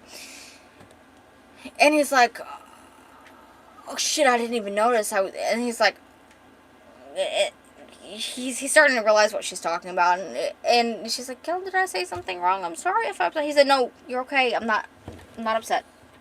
Yeah, he's not drunk, but he's a little intoxicated, because if you notice back on this page, when he was being introduced to Jasper, he also had a drink in his hand.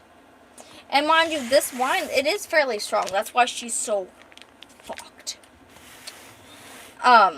But he only had a couple glasses versus she had an overwhelming amount that she probably shouldn't have had, and she probably shouldn't even be awake right now. She's like blackout drunk. Like, she has no idea what she's doing. Yeah. But he's still like kind of... It is a blackberry red Concord grape wine. It's a mix. And it is really... It's a vintage. 100-year-old vintage wine, because, you know, it's a spectacular ball. And he's like, no, you didn't say anything wrong, I promise. I think we should stop for now. You're drunk and it feels wrong going any further. She's like, but is that why I see two of you? He's like, she's... Okay, I'm getting confused because I'm reading too far ahead. And she's like, it says his name, and he's like, well, what's wrong? She's like, can you hold me? I want to cuddle. And it is good. That's my favorite type of wine. Not vintage. Vintage wine's really strong, but that's why it's blackberry wine, because Black and Bruce wine is really good. And then, so he's like, okay, so they go to cuddle. See, this is why I need to redo some of these pages. Look how long his chin is in this. Like, I need to redo this, because this is from about 2 years ago when I was, one, practicing how to draw side profiles and guys at the same time. I am a lot better at it now. And so she's drunk, and she says, please don't ever leave me behind again. I don't want to be alone again. And he said, I won't, I promise. He's just trying to get her to go to sleep. And then they tell each other goodnight. In the middle of the night, Piero creeps up, and if you notice, he taps her on the shoulder. He should have a long chin. No. And when he's tapping her on the shoulder, he's actually casting bone chill, so she can't be healed. This will make sense later. Yeah, the art will come. That's why I'm also redoing a lot of things, because I have the whole script color coordinated. I'm just redoing, touching up some things. I feel like some stuff is worded a bit. I want it worded differently. And this guy whispers, "Mistress wants you dead." And she wakes up. She's like, "Huh? Well, who the fuck are?" And he's just laughing. Like that in her face, because he's fucking crazy. And so he holds the dagger to her throat, and she's thinking, I need to wake Callum up without this guy noticing. And he's like, oh, how I love the smell of fear. Such a shame mistress wants you dead. You really do have such a lovely face. Any last words? Yeah, that's okay. After I finish reading these pages, then I'm going to bed as well. And so she takes her towel and she squeezes his leg and tugs on it to try and wake him up silently. And as this guy's saying any last words, Callum wakes up and looks over, and he's like, Delph? And she's like looking at him like she's scared, and she manages to get his name out. And then Piero goes, oh, how fun. I see husband dearest has awoken. And Callum says, get off her, and he goes to punch him, but Piero dodges. And Piero's going, yeah! He's laughing, like really, he's maniacally laughing. You'll have to be quicker than that. You'll have to be quicker than that. Giving like Cicero vibes from this guy. And so Celestia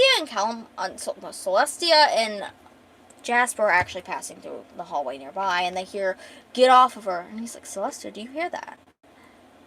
We should go check it out. Because she's a cleric, and he's a bard, so they overhear this because they're roaming the halls. And then Piero says, say goodbye to your wife. Yeah! And he's laughing, and she's gasping for air as he slits her throat. Oh, yeah, Cicero, yeah.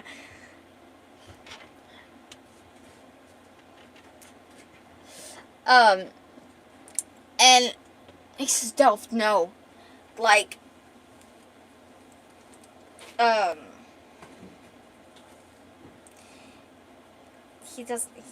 she's dead now. Well, not dead yet. And he's like, no, you can't die. I won't let you. Just hold on, okay? And he's trying to heal her because he knows his healing spell that would save her. And she's gurgling and gasping on her own blood. And she's like, I'm going to die. And he's like, no, like you can't die. Like it's gonna be okay. It's okay. He's like, why isn't my spell working? She's like, and she apologizes. She's gasping. She's like, I'm sorry. He's like, no, why isn't it working, Delph? You have to stay with me, please. Like, don't die. And then she just stops responding, and he says, no, please. Like, please, no. And he starts sobbing and crying and begging for her to get up. You can't die. I love you. And then this next one, he realizes that she's dead. And then Piero goes, oh, how I love a sweet bonding moment. And Callum looks over and goes, I'm going to fucking kill you. And Piero's like, oh shit. So he grabs him by the throat and he says, you're dead. And then Piero just starts laughing. And he says, I hope you rot. And then he just... This little slick motherfucker goes, it seems she'll be joining the guild once again, it seems. And then he just snaps his neck with his hand. And then Bear goes, oh no. And he dies. Because Calum's like, how dare you?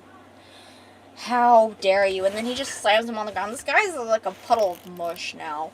And now he's still trying to get her to wake up, like he's like, get up, please. And then Jasper and Celestia come and they're like, oh dear. And Celestia says, what happened? He said, please, like I tried nothing. And she's like, okay, hey, calm down. It's okay, I'm a cleric, I can help. He's like, he came in the middle of the night. I tried healing her, but my spell is not working. She's like, I recognize that spell. It neutralizes the effects of healing magic here. This should remove the effect. And he's like, so she won't die? And she goes, oh, no, she's already dead. No, please, you can't. You got to do something. I can't lose her. I love her. And she goes, don't worry, Callum. I won't let your wife die. So she's going to be okay. She's not dead. She was only dead for a moment. Because Celestia's a cleric, so she can revive people and stuff. That's what she knows how to do. And he's like, so she's going to be okay? He's like, her pulse is weak now, but you need to get her somewhere safe. We can help. So they're going to help get her somewhere safe. Hello. And so he picks her up, and he carries her, and he's like, just show me where to go. And he's still crying because he's a wreck, because he loves this girl, and she just died in his arms. And so about an hour later, they're like, here, camp's all set up. Take her in. So they take her inside. And he said, and Celestia's trying to be reassuring. He's like, don't worry, Callum, your wife's going to be okay. She'll wake up soon. He's like, why isn't she awake? It's been almost an hour. Like, what's going on? Why isn't she waking up? And she's trying to calm down. Like, it's okay. It takes time. He said, thank you, but she's not actually my wife. She's just a really good friend. She said, but we seen you guys kiss at the ball. And Jasper's like, oh yes, I remember. It was so very hard. Jasper's a little fucking... He's a twink. And so, shh, Jasper, contain yourself. He said that was an act. She was really drunk. We were pretending to be together to get people to leave us alone. And she's like, you love her, though. What? How did you... I heard you scream it when we were running to your room. I have really good hearing. So, this next page, she starts to wake up. And she's thinking, where am I? Why does my neck hurt? And she overhears him say this, I do love her. I've loved her for a long time, actually. And then Jasper's like, well, then why don't you tell her how you feel, my dear? And then she's realizing, is he talking about me? And he goes, well, I did, sort of. I told her that I liked her last night, and then we kind of started kissing, but she was drunk, so I told her. We're like really good friends. And then she wakes up, wait, what? Oh, she's mad. What did he... Wait, did he say he loved me? And then he realizes she's awake, and he starts getting emotional, and he's crying. He's like, oh, thank the God you're awake. She's like, what are you doing? She's sober now. She's mad. I was so worried you weren't going to get up. And she's like, what? Why is he crying? Like, what happened? What is going on? Like, she's really confused. She doesn't remember what happened. He's like, I'm so glad you're okay. And she's like, Callum, what are you talking about? Where are we? And who the fuck are these people? And so, and then Jasper's like, oh, she's spicy. And she goes, I can see why you like her. And he explains, this is Jasper and Celestia. They helped me save you. We're in the woods. We set up camp thinking it would be safer. And...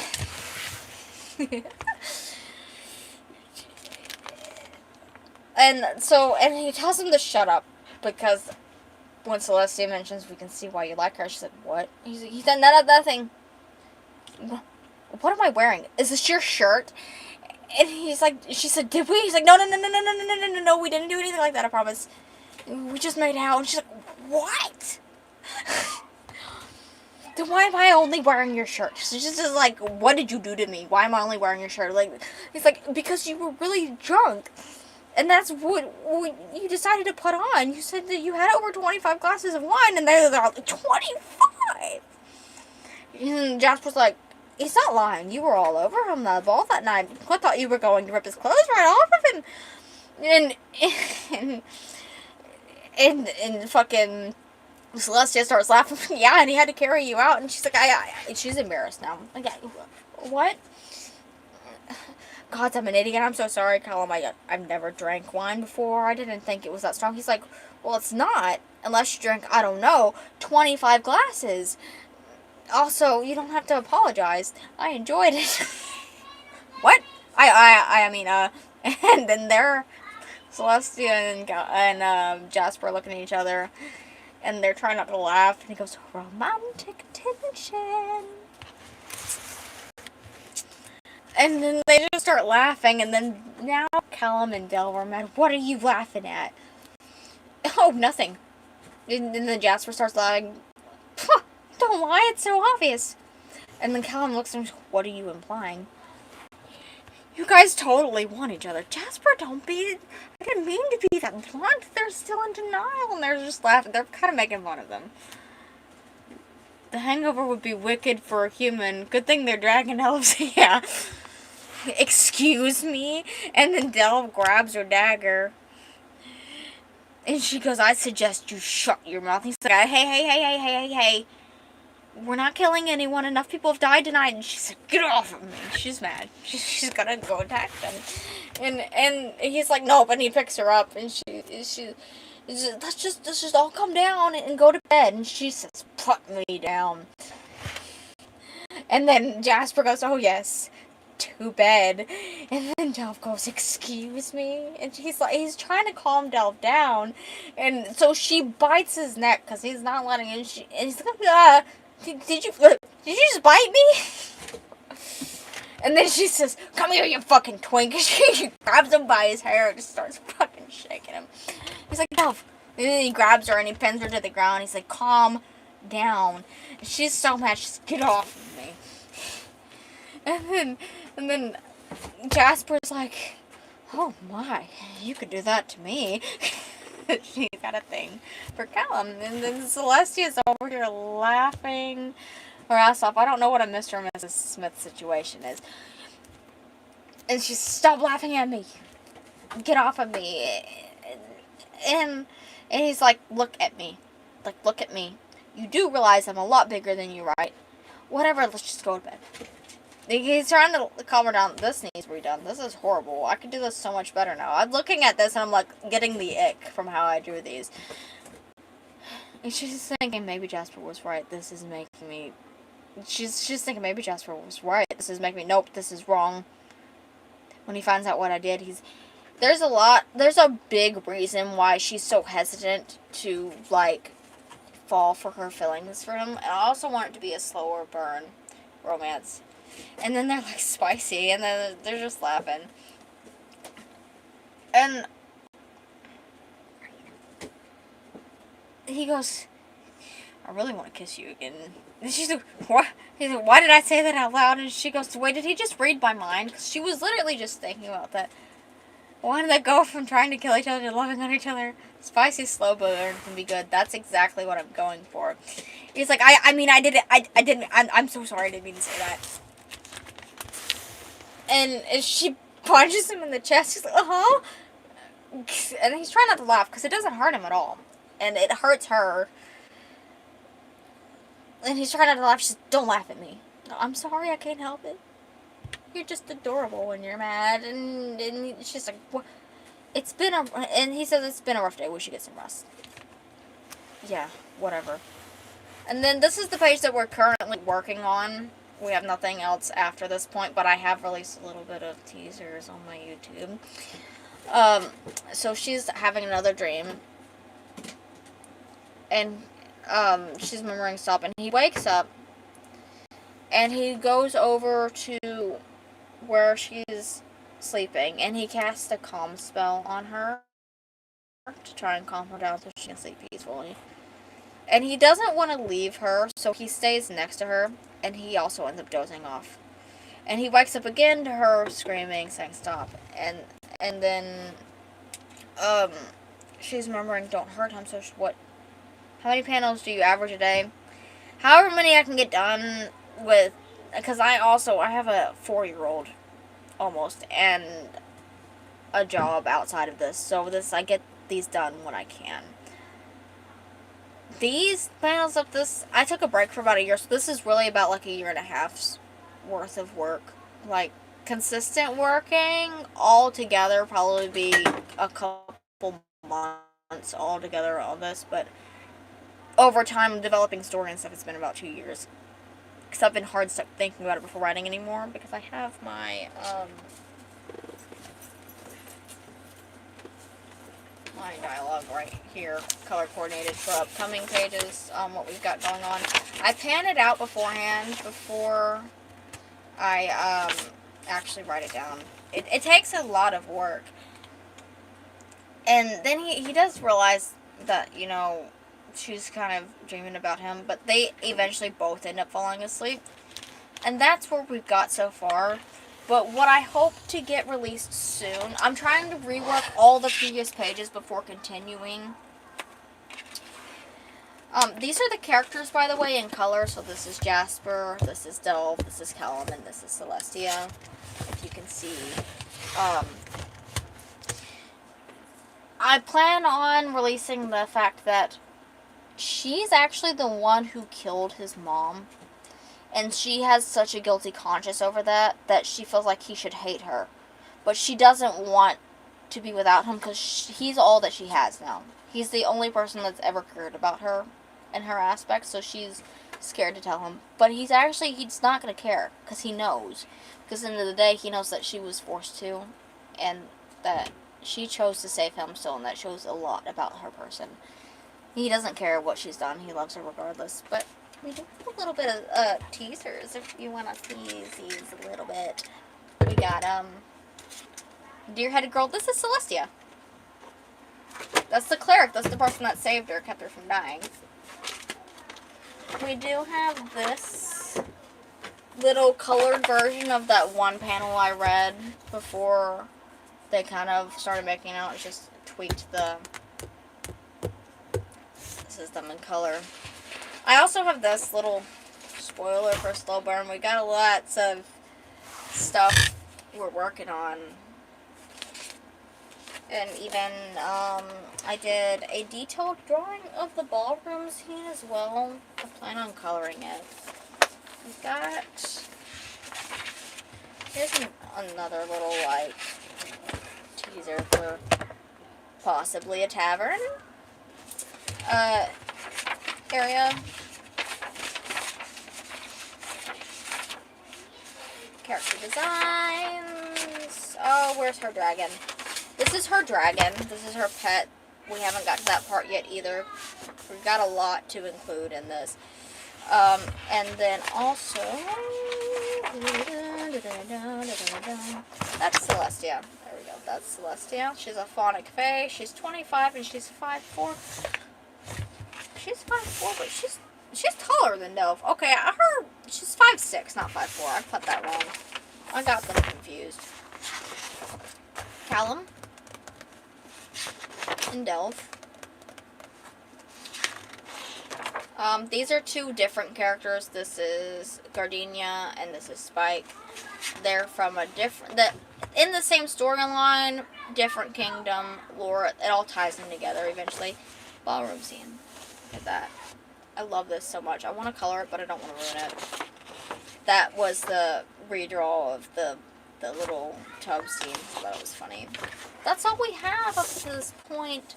I hope that you guys have enjoyed this little reading and spoilers and stuff. But I'm going to have to call it a night, and I will stream again tomorrow. My stream schedule is on my YouTube, on my community posts, and I will see you guys tomorrow. You guys have a wonderful night. Bye-bye.